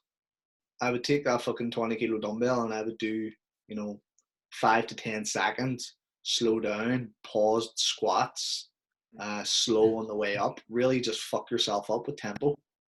And again, strip back the training. The problem is, if you've been naturally lean and you start to overeat and you start to lose those abs going, you panic. You just need to think, if you're going to add weight, you're all in. Like the time that I set that goal of squatting 200 kilos, I was like, I knew like I wasn't going to be lean. I had to eat more food, and I was willing to do. And I've said it to people when I trained in my younger days, like I'm willing to do whatever the fuck it took. If I had to eat 10 meals a day, I'd have 10 meals. If I had to take every fucking supplement under the sun, I'd have done it. And because a lot of people come out of maybe a show or a thing and go, I'll bulk, start to lose their abs, panic, oh, get back. Mate, you're not going to be fucking ripped. Like, there's a means to an end. I'm doing this to get fucking bigger. Yeah. We'll worry about that in a different time. But yeah, I would say, mate, stick with chins, dips, 2 of the fucking best things that you can add thickness and density to anywhere. And, weighted push-ups. Like today I did 6, 12, 25 plyo push-ups with a band on, and then I only have 45 kilos of weight, including my bar. So then I did a band around, and I don't have a bench at home, so I'm doing floor press with a band to add more resistance, or I'm doing banded deadlifts, and then 25 flies. But again, that'll burn a shit ton of calories, but you just have to think outside the box of, what you're doing. So keep your calories super high, do the minimum amount of work, and get fat, mate. Yeah, sounds good. Yeah. If you really want to do it, there's a thing called GOMAD, a gallon of milk a day, GOMAD. I did that one. What's it called? If you ever follow Strong Lifts 5x5, their protocol for their strength training is a gallon of milk a day. Now, if you're lactose, that's full fat. You're fucked. Is that full fat, PJ? What? The full fat milk, the blue label milk. Fucking right. You're talking only fucking nothing. I saw Joey Tribbiani down a gallon of milk in 10 seconds. Yeah, but again, you probably develop a fucking lactose problem after drinking fucking 4.5 liters of milk. That's probably what happened to me. Fuck's sake, milk doesn't do too well to me now. It's just all the fucking over the years. Really? I have a cheese board and my sinuses all feel fucking fucked up. But yeah, you do some mental shit, raw eggs and fucking everything. Rocky Balboa. Many calories a day you on, Rory? Well, before that fucking whole thing happened, it was 3,900. That was me training every day and working that job. That was to get a bit of weight on it. Well, then you can't fat that thoroughbred, Ray. Huh? You can't fat the thoroughbred. So you're actually doing too much. And if you're training every day, you're doing too much. Unless you're doing a low volume, high frequency program where you're maybe training 7 days a week, but you're only training for 30 minutes, 40 minutes, compared to maybe somebody's doing 4 days a week, hour-long sessions. You know what I mean? I see it. I thought I could just sort of out-ate my training, just kept the training up and just over-ate even more. It's like anything; it'll hit a plateau and it'll not get any better. And then what will happen is you'll either get injured, or you'll take a couple of days off, and then you'll feel fucking phenomenal after it. Do you know what I mean? Yeah. So, you should feel that it's difficult to eat, because you have to force feed yourself. There's weight in the cupboard that had a fucking stand at 10 o'clock drinking that shit, and it is horrible. Yeah. You gotta do what you gotta do. I spoke this again with a coach that I worked with, and he was on 4,000 calories trying to add weight, and you would think, well, sure, I'll just add another couple of hundred calories. He added another couple of hundred, nothing worked. He actually got leaner. He had to put in an extra 1,000 calories on top of what he was doing. And then the fun thing is being creative with what you're doing. There's a great video. Does anybody know who Dave Tate is? Dave Tate, Elite FTS, ex-powerlifter, the West Side and stuff. Him and John Meadows did a cool video before, and Dave Tate was weighing say 270, 280 pounds, and he wanted to get over 300 pounds. He was an elite level powerlifter, and he tried everything. He was like, I ate more, I lost more. He says the more I ate, my metabolism was just going fucking crazy. He says I couldn't get over it. I was trying everything, eating junk, it just wasn't happening. And he met this guy at Westside, and this guy had went from being 180 pounds, right? Listen to this, 180 pounds to over 300 pounds to compete in a competition, and then he was back to 180, 190 within a year. Right?